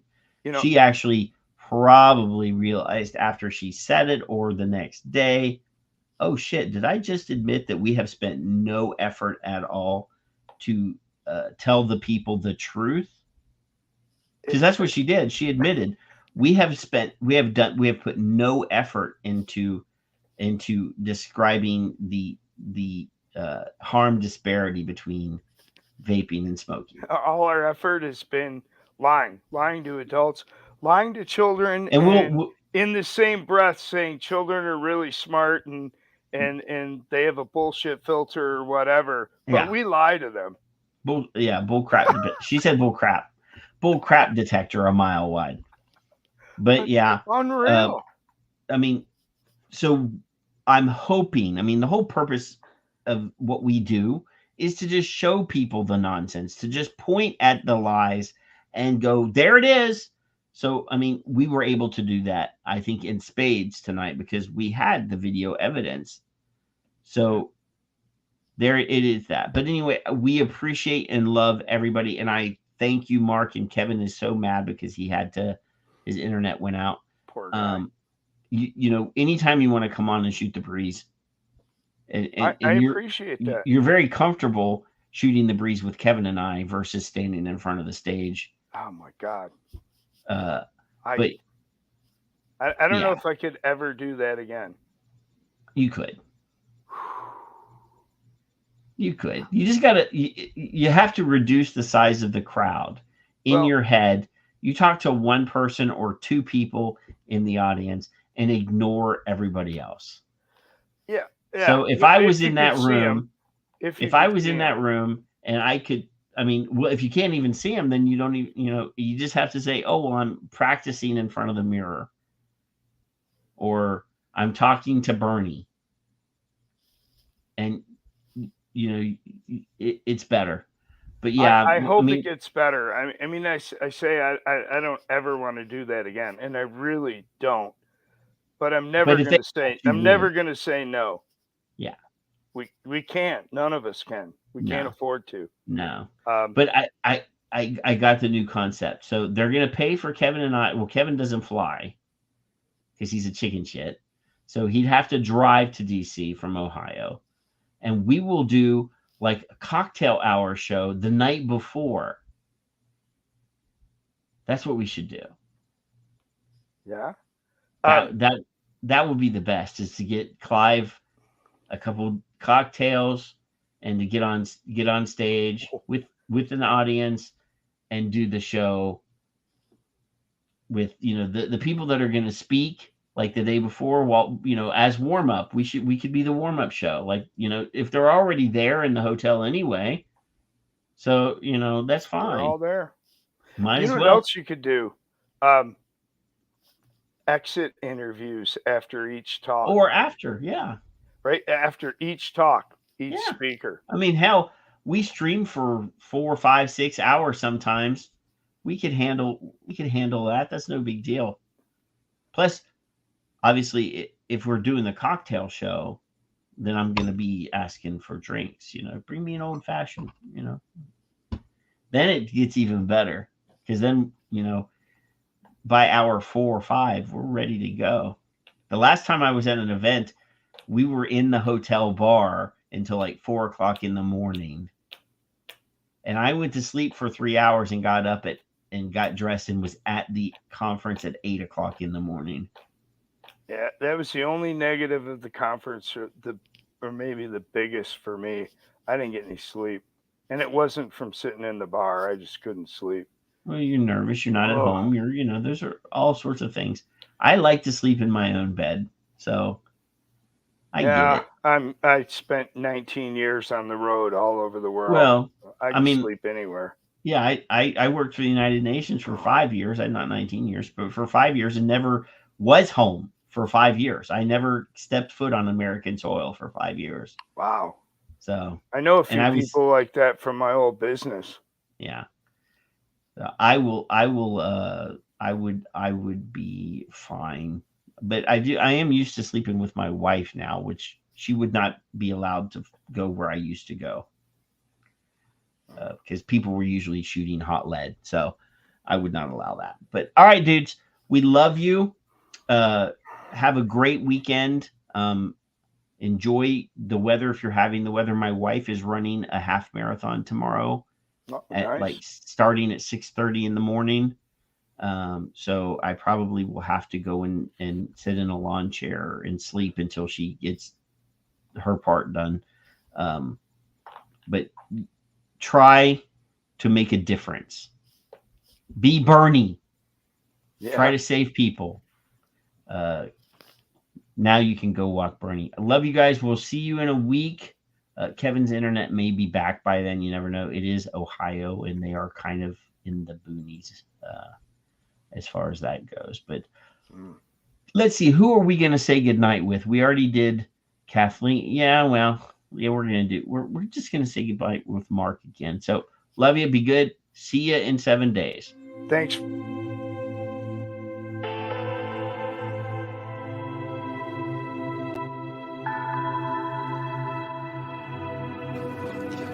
Locally, my clients are physicians, nurses, single moms, couples, multiple generations of families, seniors on fixed incomes, disabled, veterans, residents of assisted living facilities, and teachers at the local elementary, middle, and high schools. Most are dealing with serious issues other than their smoking habit, further degrading their quality of life and their ability to quit smoking. From 18 to 96 years old with an average age of over 40, nearly all referrals by other successful clients. Most have smoked for decades, the result of the 93% failure rate that they've been stuck with. They don't believe you and don't trust you with damn good reason. You will never reach these people. They know you don't care and they despise you for it. I greet them in a t-shirt, this one with Kevin Crowley on it, and blue jeans, and a nicotine molecule tattooed on my forearm.